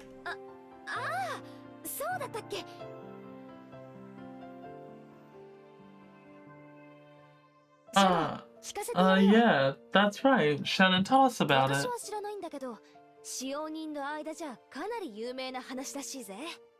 I don't really know, but it's apparently pretty famous amongst the servants. What's this? A ghost story? Yes. It seems it's a story from before we were born. I've also heard it from my mother. Yes. It has been passed down since the mansion was built on this island. The servants of that time whispered that the mansion had two masters, one of day and one of night. The tale that Shannon told was just like a typical campfire ghost story. If there was a forest with a witch living inside it, then inevitably the witch was going to pay the mansion a visit. At some point, this ghost story naturally sprouted up between the servants. Doors and windows were... Oh, okay. Doors and windows they were sure they'd shut or locked would be open when they came around to double check. Lights they definitely turned off would be on. And lights they definitely turned on would be off. Things would disappear from where they were placed. And things would appear when no one had any memory of putting them there. When any of these things happened, the old servants would say that the witch had visited the mansion, invisible, and played prank. Ooh! She exists! Beatrice exists! Yeah, she exists. I remember often being unable to find my bag before heading to school. Maria puffed out her chest with an ooh ooh as though this was the final proof that the witch existed. If I said it out loud, Maria would probably be hurt again, so I didn't, but... I mean, you hear that kind of story everywhere. Depending on the place, it might be blamed on fairies or something. It's just that on this island, they call it the witch. Of course, she would... Fairies. The fairies. What's your fairy voice like? Oh, you want to hear the fairy voice again?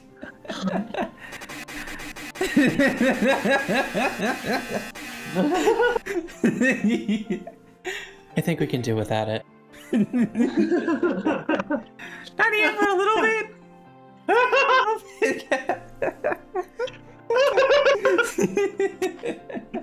Oh, it's amazing. Truly captures the essence of a fairy. No, I'm a snail. I'm a snail fairy. Snail fairy.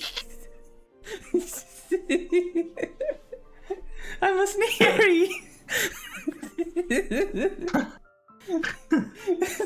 Hi, Sneezy Jarvie. Hi. Hi, Greasy. Oh, fuck me. You snid this, Snows. You snid this. Greasy. Wait, do we all have to do the Oh, nails or just puns?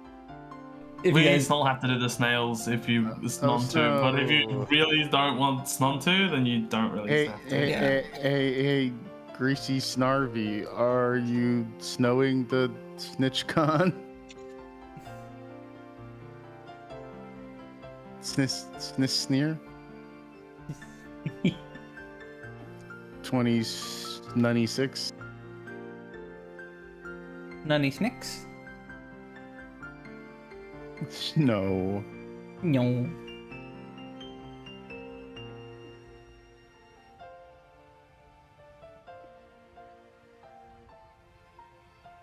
Anyway. Alright, anyway, I'll... Of Snorse, you would expect that snorking around a snast, elegant snanchen at night would be a little unsnettling. It's an island devoid of sneeple. Since the snanchen is so snafty, walking around on the night of a thunderstorm would certainly be sneery.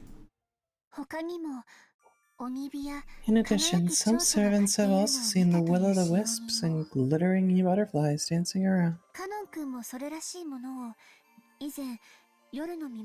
Canon-kun also said he saw something like that when he was patrolling one night.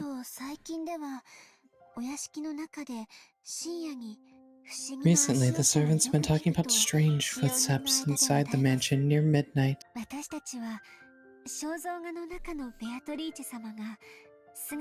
We have whispered together that Beatrice Sama from the portrait sometimes makes herself invisible and walks through the mansion. It happened a long time ago. But I have also heard those kinds of footsteps while patrolling at night. Whew. That's scary. But there's nothing to be afraid of, you know. Beatrice-sama is another ruler of this mansion, separate from Master. So, she won't do anything bad as long as you respect her and don't act oddly afraid. However, she's fearsome if you don't respect her, right? Yes. I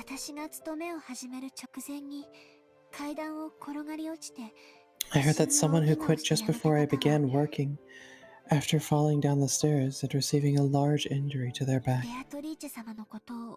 had been speaking badly of Beatrice-sama.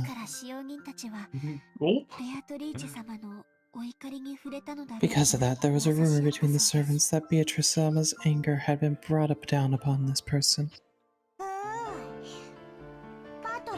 Ooh, anger would definitely be brought down on Battler and Jessica. Ooh. I'm sorry. I don't want her anger brought down upon me. I apologize, Maria. Of course, I also apologize to the witch. I'm sorry, Beatrice-sama. Please forgive an outsider's nonsense.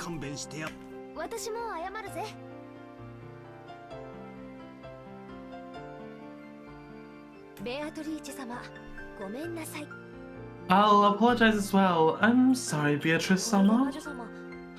Will the witch be able to forgive us now?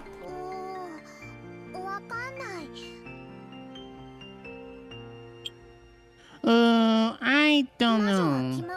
Witches are fickle, so they forgive when they forgive and don't when they don't. Oh. Sorry.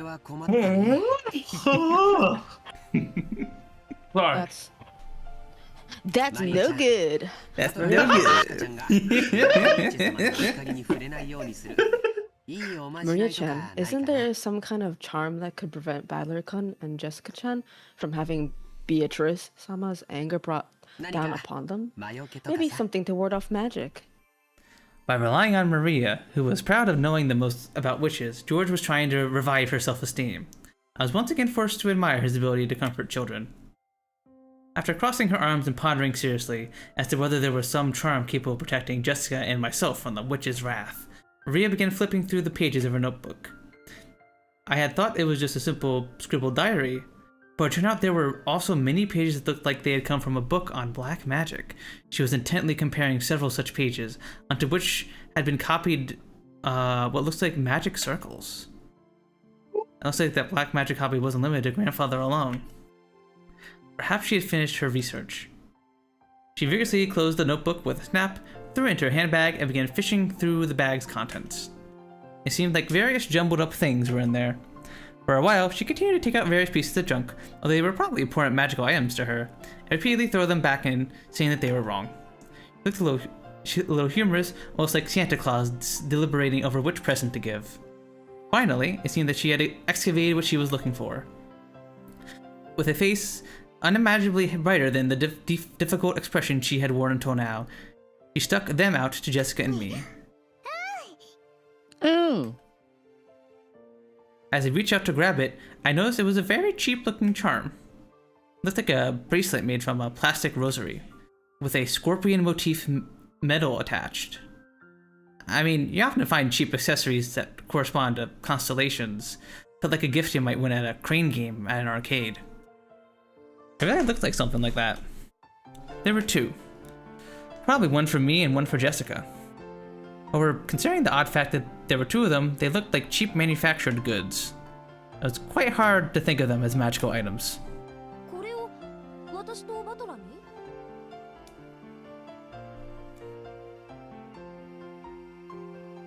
You're giving these to me in battle?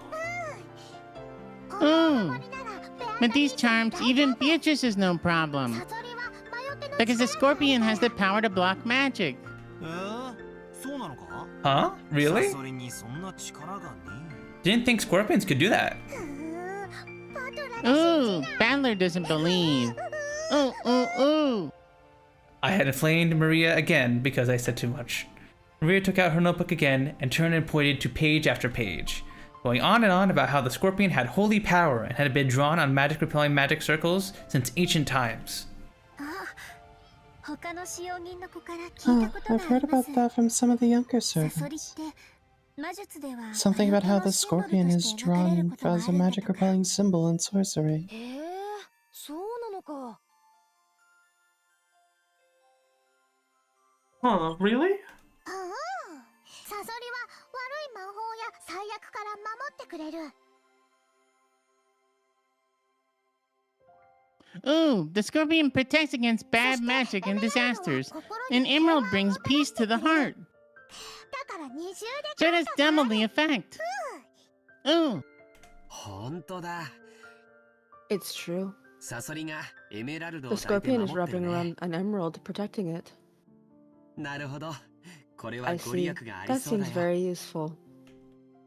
I really wanted to You know, make if a fun kid of hands this. you a- Sorry, I was just gonna say, what do you do if a kid hands you a scorpion? Just a live scorpion? Yeah, sure, live. Did eat it right in front of the child? Yeah, assert dominance, eat it.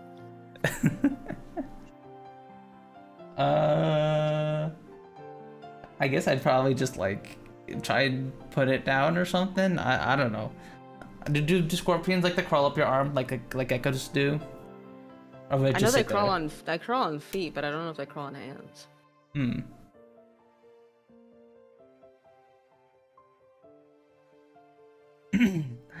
I really wanted to make fun of this worthless-looking charm, but as I watched Maria explain the charm with all of her heart, I realized that she had prepared them out of consideration for us. It had felt as though even if it were just a prize from a game center, it would still be beneficial. Material quality isn't what's important about charms, it's the strength of the feelings behind them. I'd like to think that I have enough respect for myself not to make fun of these. Okay, thank you. I apologize to Beatrice-sama, but even in the worst case where I'm cursed, I'll be safe now thanks to your charm. Right, Jessica? ああ、そうだぜ。ありがとうな、マリア。 Yeah, that's right. Thank you, Maria. Ooh. Wear it on your arm when you want a peaceful heart. If you put it on your wallet, your money won't go down. If you hang it from a doorknob, bad things can't get in.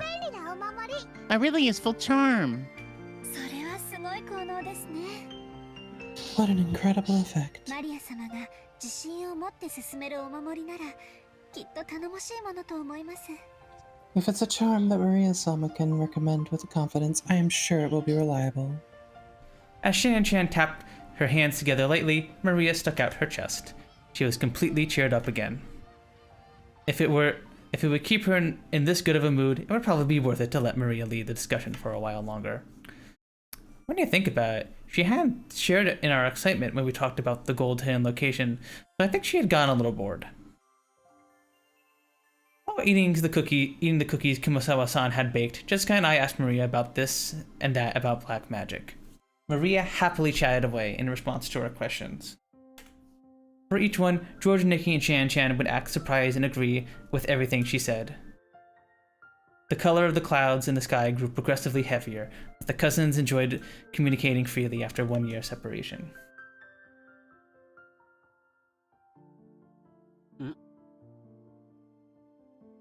Did I just feel a drop on my forehead?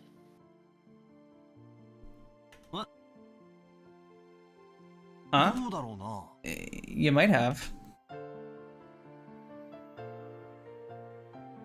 As George and Nikki rubbed his forehead, he looked up at the sky.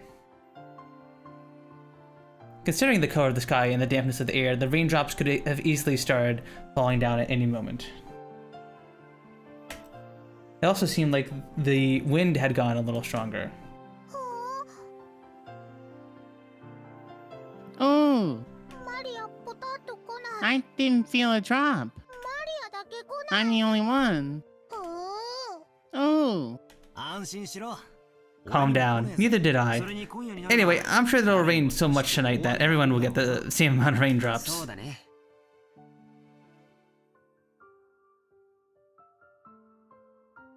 Sorry, that's right.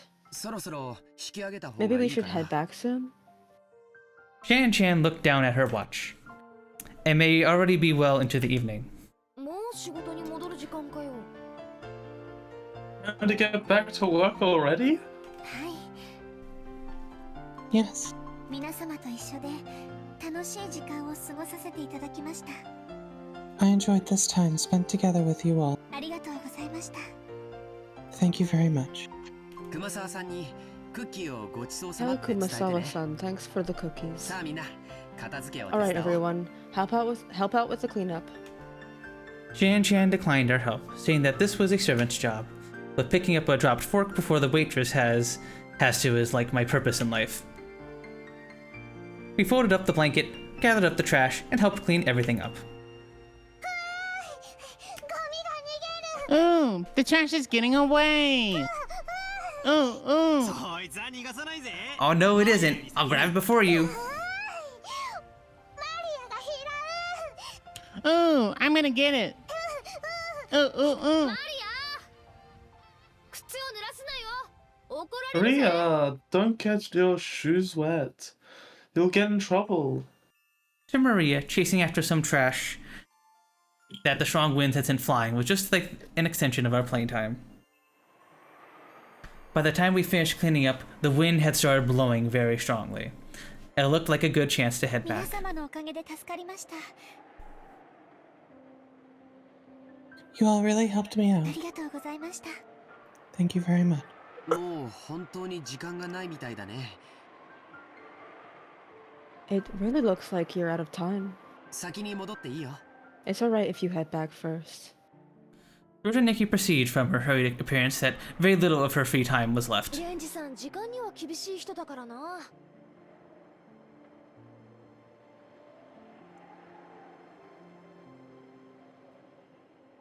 定時に持ち場についてないと厳しそうだぜ。 Oushed. I read the whole line, then I didn't say it. Genji-san is very rigorous about time. Rigorous? Is that? Vigorous. Rigorous about time. It's just, I don't know, it sounds weird in this context. I guess I'm just not used to the word rigorous. If you aren't at the right place at the right time, he can be very strict. また後でね。 We'll see you お later. 仕事頑張ってね。 Do your best at work. Sorry, do your best with your work. Sorry. それでは失礼させていただきます Yes, then if you'll excuse me. After making a respectful bow, Shan Chan hurried off in the direction of the rose garden. ほんじゃ、俺たちもゲストハウスへ戻ろうぜ。 Okay, let's head back to the guest house.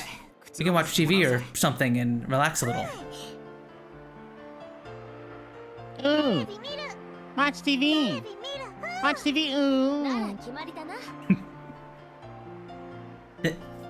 Oh, my bad. 戻ってみんなで一緒にテレビでも見ようぜ。 Then it's decided. Let's all head back and watch TV together. Even Maria, who was still not tired of playing, agreed when she thought about watching TV. We headed up the gentle stairs and returned to the rose garden.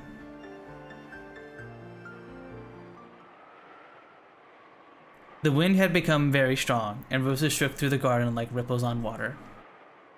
This might be our last chance to see these beautiful roses. Tonight's typhoon is sure to ruin them. バラ、今夜の風で。 Ah, fuck. Imagine living on a fucking island and there's a fucking Imagine. typhoon. That's fucked. True. That's gotta be like so scary. Like if you have if power went out or like I don't know. I mean, for these rich people, it's probably less of an issue. I mean, But, like, I don't know. I grew If up you were on- like living in like a fucking small house on an island, I'd be fucking worried as shit. Well, who knows what kind of like power system this island has? I assume there's a generator somewhere. They don't.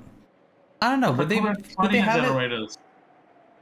I don't think the Yeah. power being out, by the way, is what's scary about a typhoon. Yeah. Well, I've been through a million hurricanes, and my entire family was raised on an island off the coast of North Carolina that was only accessible by boat that got fucked every time a hurricane came.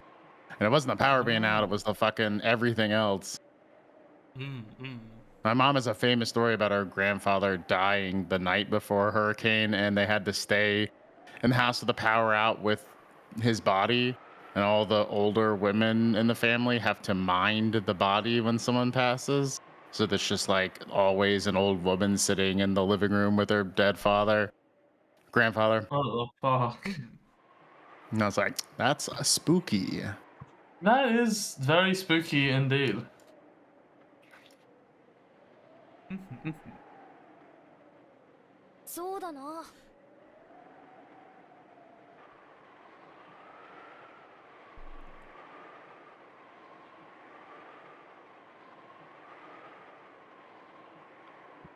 Roused. Yeah. I'd say they were lucky though.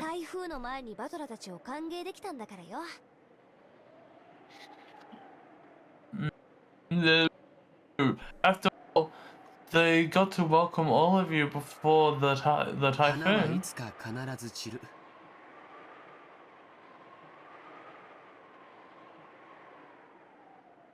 A flower will always lose its petals at some point. However, because of that, we can admire them even more when they are in bloom. That's right. Maria, burn this image into your eyes. At this moment, they are the best roses of the year.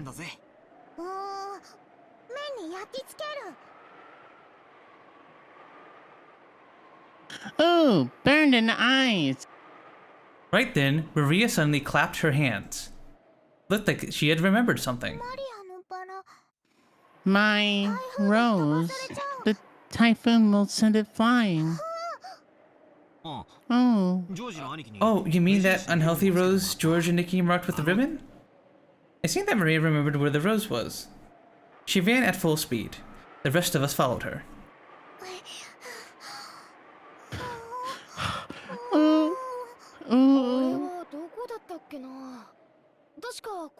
Where was it again?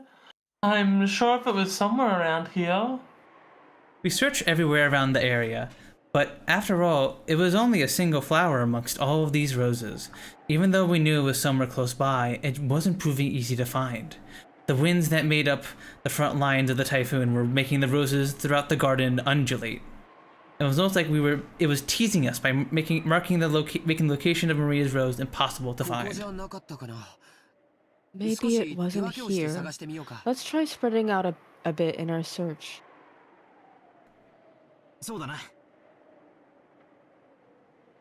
Sounds good.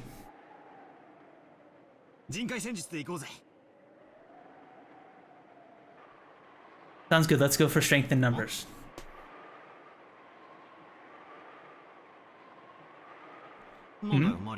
What's up, Maria?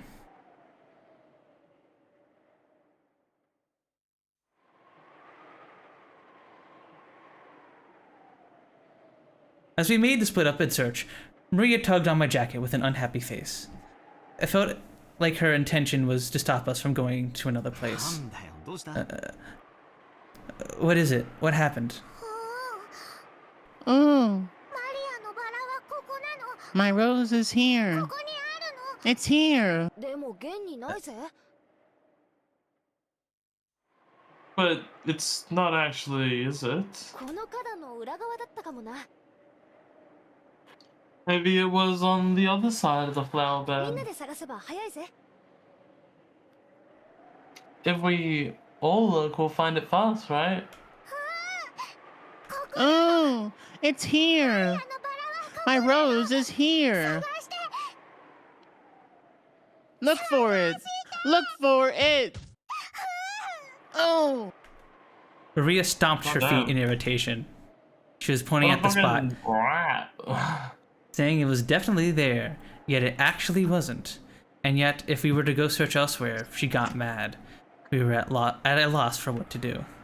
For a while, we would have to stay with Maria and pretend to search through this rose thicket. Oh, not here.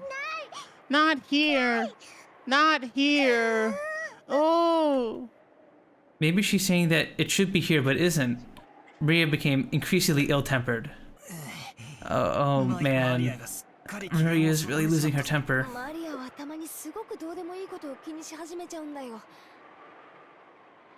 Maria sometimes starts to really care about really pointless things. それがどうにかなるときはいいんだけど。 If she gets what she wants, that's alright, but... ないものは探せないしね。 You can't find something that isn't there. 困ったな。 That's no that's no good. That's no good. Just as we were starting to despair for a way out of the situation, Maria shouted out loudly, Mama! Ooh, ooh! In the direction she was waving her hand, Auntie Rosa's figure was visible. Maybe she wanted to look at the garden one more time before the typhoon came, or maybe she had some business at the guest house. Auntie Rosa was coming from the mansion. She quickly noticed her daughter's voice and came over. Oh my, what happened to everyone? Are you looking for something? Look for it! Mama, you look for my rose too! Ooh, ooh, ooh! Your rose? We found an unhealthy rose around here and marked it. We tied a candy wrapper or something around it. Tight. But Maria, if I remember correctly, it was growing right in front and really stood out, didn't it? Unless it grew legs and ran off somewhere, it must have been somewhere else. Aren't you just remembering it wrong? Oh, it is here! It is here! Battler doesn't believe! Oh, oh!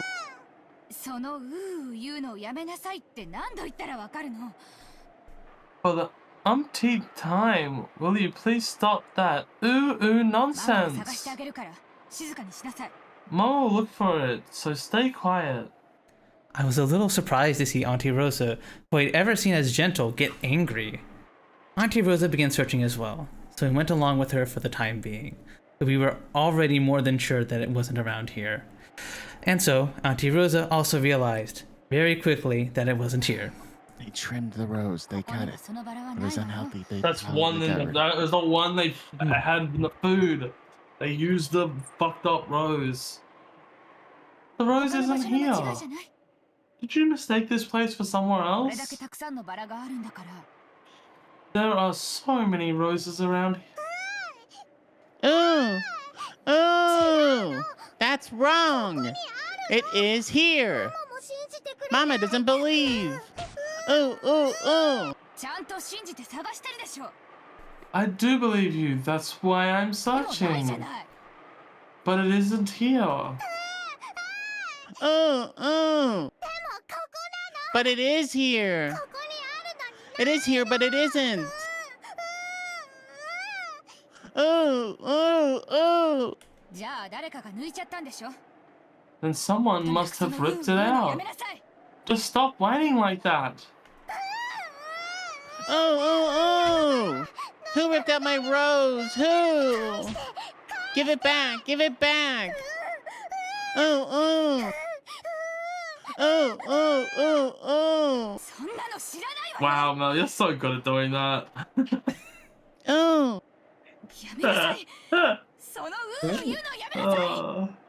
How should I know? Stop it! Stop that whining! Auntie Rosa slapped Maria's left cheek with her palm. For that instant, Maria was shocked into silence. Of course, it was only for an instant. When Maria realized that her wish was being rejected before it could be fulfilled, she started yelling with an increasingly louder voice. Oh, oh! Oh, oh, oh, oh! My rose! My rose! Oh, oh, oh, oh, oh, oh, oh!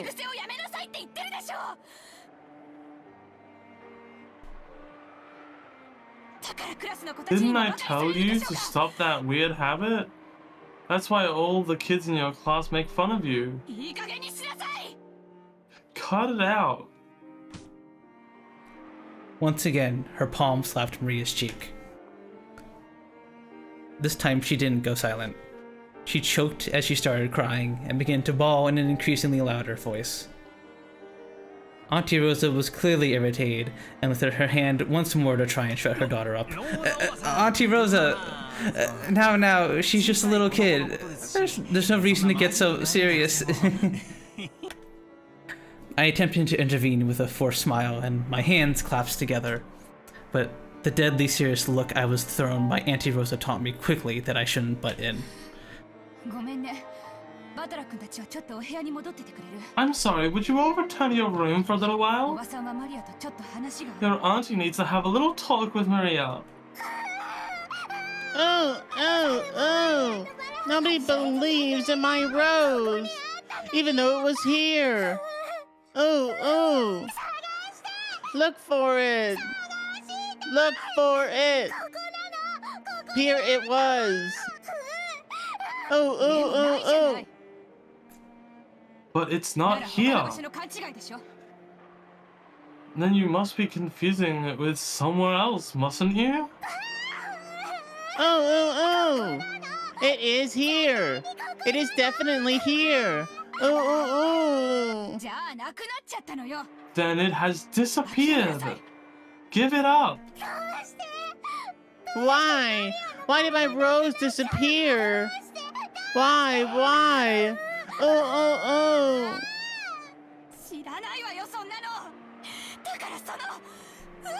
I don't know that, so stop saying ooh.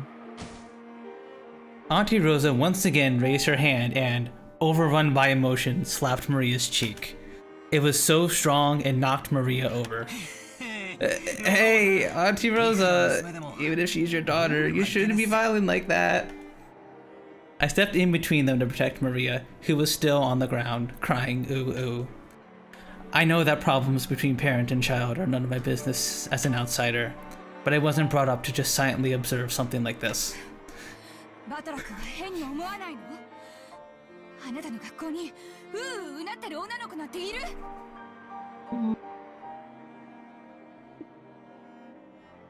Don't you think it's weird, Battlecon? Do you have any girls at your school that mutter ooh?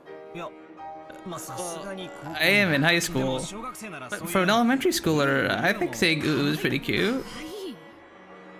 Cute? Saying ooh is cute? Cute. It seems my reckless words had brought Auntie Rosa's wrath down upon me. She grabbed my collar with a terrifying expression. Don't say such nonsense! Do you know how old Maria is? She's 9 years old! She's a 4th grader, you know? She's not a kindergartner! And even so, she still says ooh during class. Do you understand?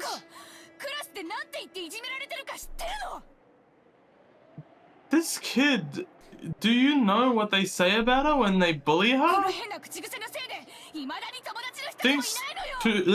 Thanks to this weird habit, she still hasn't even made a single friend. Don't turn your eyes from reality and recklessly call Maria cute. Think much more seriously about this kid's future. Oh! I told you to stop saying ooh.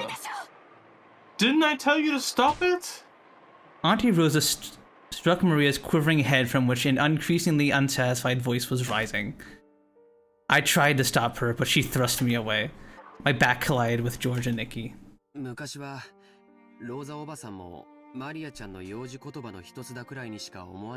gonna take the voice. Yeah. Auntie Rosa thought it was nothing more than one of Maria's Jan's baby words.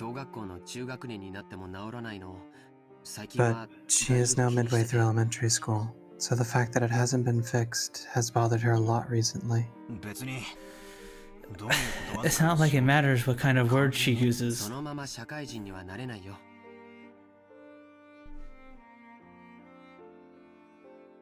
You can't become a proper member of society like that.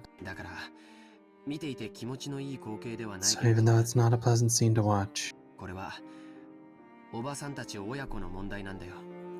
this is a problem between mother and child.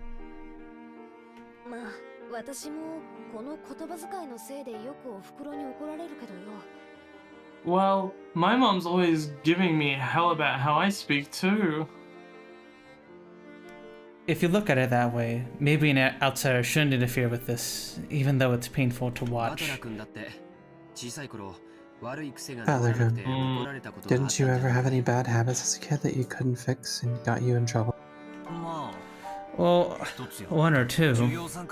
On Parents' Day, I got a huge telling off in front of everyone, and it was so embarrassing, I couldn't stand it. Well then, you can understand Maria-chan's feelings right now.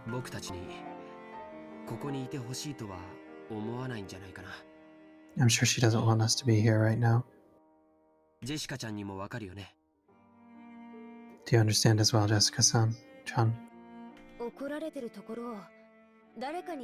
don't think anyone likes to be seen when they're being punished. Let's go. Let's return to the guest house. Then, after Maria-chan comes back, let's welcome her as if nothing happened. It's probably for the best, isn't it? No? Yeah, George kind of sucks in this moment. It's reminiscent of my understanding of the culture he's from, though. Mm-hmm. Right. We thought that George and Nikki's point was probably correct, and if we could use that correct sounding reason to justify our retreat from this painful scene, that was probably enough for us. Jessica and I nodded at George and Nikki, and we all left. We called towards Maria that we were going to head to the guest house, but since it didn't seem to reach her ears, we felt guilty and shameless even saying it.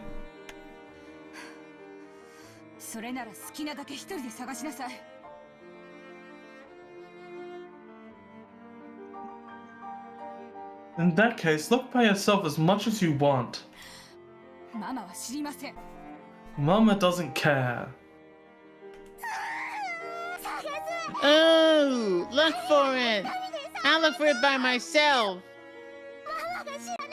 Look for it even if Mama doesn't care! Oh, oh, oh, oh!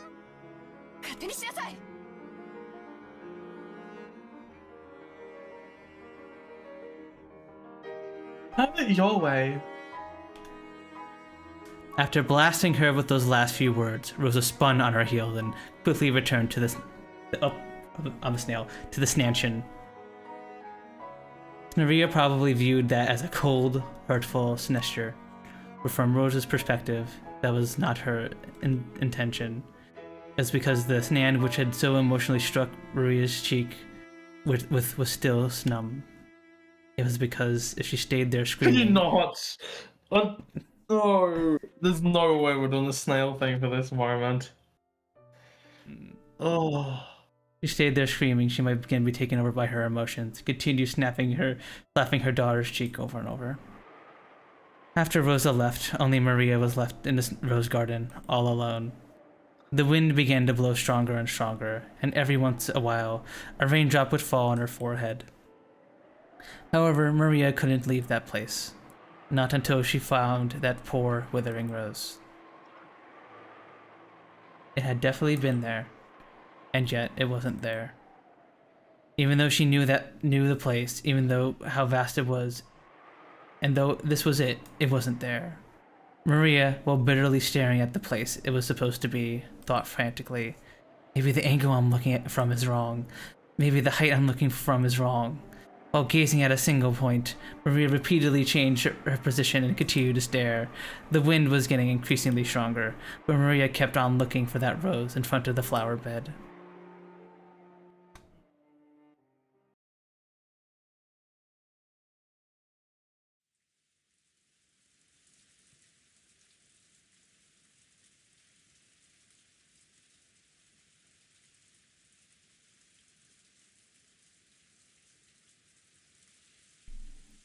I think this is pretty good. Think this point. is? I think this is. That's the note you would end on. Goddamn. I mean, I guess we can keep going. I guess yeah. This scene we can do. Yeah, it's up to you. Yeah, we can keep going a little bit. Kenzo noticed the sound of the raindrops beating on the window. It had finally started to rain. It had begun later than the weather report had predicted. Yeah, I'm sorry about not doing this Nova-Team heresy here, but that scene was just... I'm not. It's an incredibly heavy scene. Mm-hmm. I don't think it's appropriate. Yeah, I don't. Yeah. Mm-hmm. Like, you're fine, heresy here. I know you were just trying to light the mood. Stands against child abuse. Mm-hmm. So I think it's a low bar. Yeah.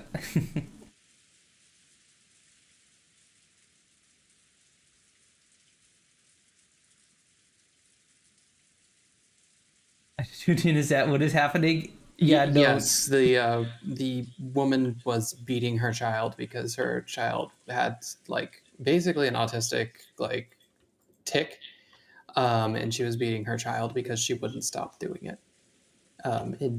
It was defended by the narrative as she was doing it because she needs her daughter to fit into society, which has some bearing, but isn't still not a reason to beat your child. But yeah, that was it.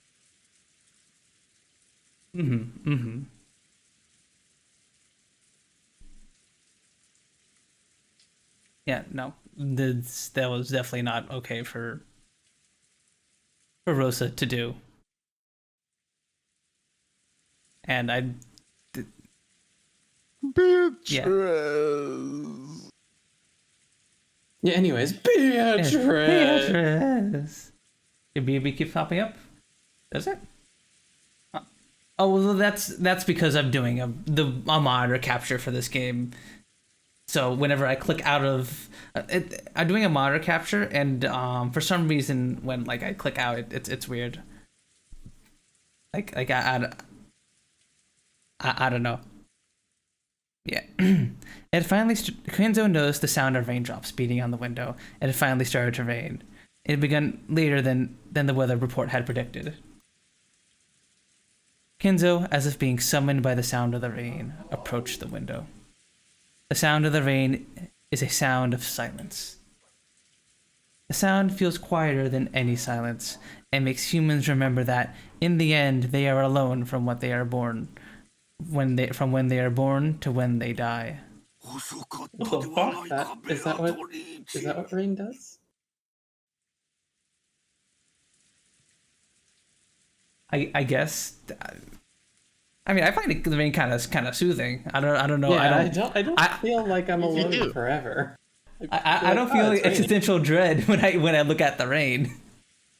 No, I think that's maybe a that guy problem, you know? Probably. Yeah. You're late, Beatrice. Were those words directed at the rainy sky?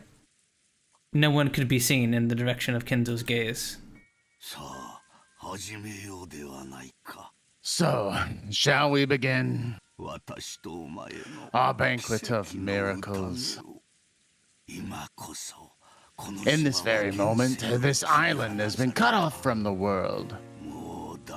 Now there are none who can interrupt my ritual. There are many fitting sacrifices for you. 4 of my children, 3 of their companions, 4 of my grandchildren, me and my guests, and my servants. You may eat up as many as you please. The key of fate will select the sacrifices in accordance with the demon's roulette. If that roulette chooses me, even I will become your sacrifice. However, because of that, because I will bet on that madness, I will definitely create a grand miracle. Come, devour as much as you wish. I will overcome that roulette. Yes, I'll put everything on the line. First, I will return the headship of the Ushuramiya family. Take it! As Kinzo violently opened the window, he ripped the gold ring from his finger and forcefully threw it away. At that moment, thunder resounded, giving the illusion that the lightning had accepted the ring. And when you are resurrected, it will be me who stands there. I will live until the end and watch over you as you awaken. Now, come, Beatrice. Welcome to my banquet. In exchange for all that I have created, show me a miracle one final time. Oh, Beatrice. Beatrice.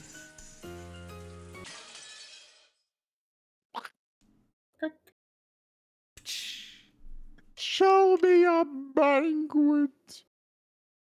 Beatrice. Beatrice.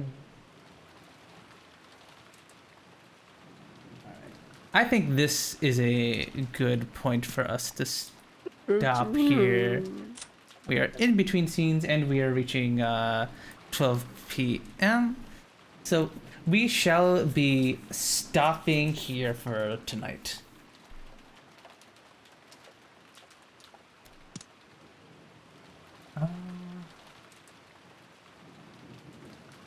All right.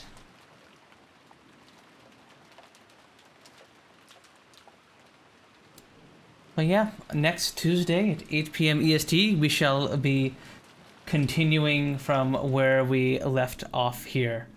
And I guess we'll see what happened as the night grows darker. Thank you all so much for stopping by and hanging out with me tonight. Thank you, Killswitch Ajar, for the follow. Thank you, thank you, thank you. I will be live next on Friday.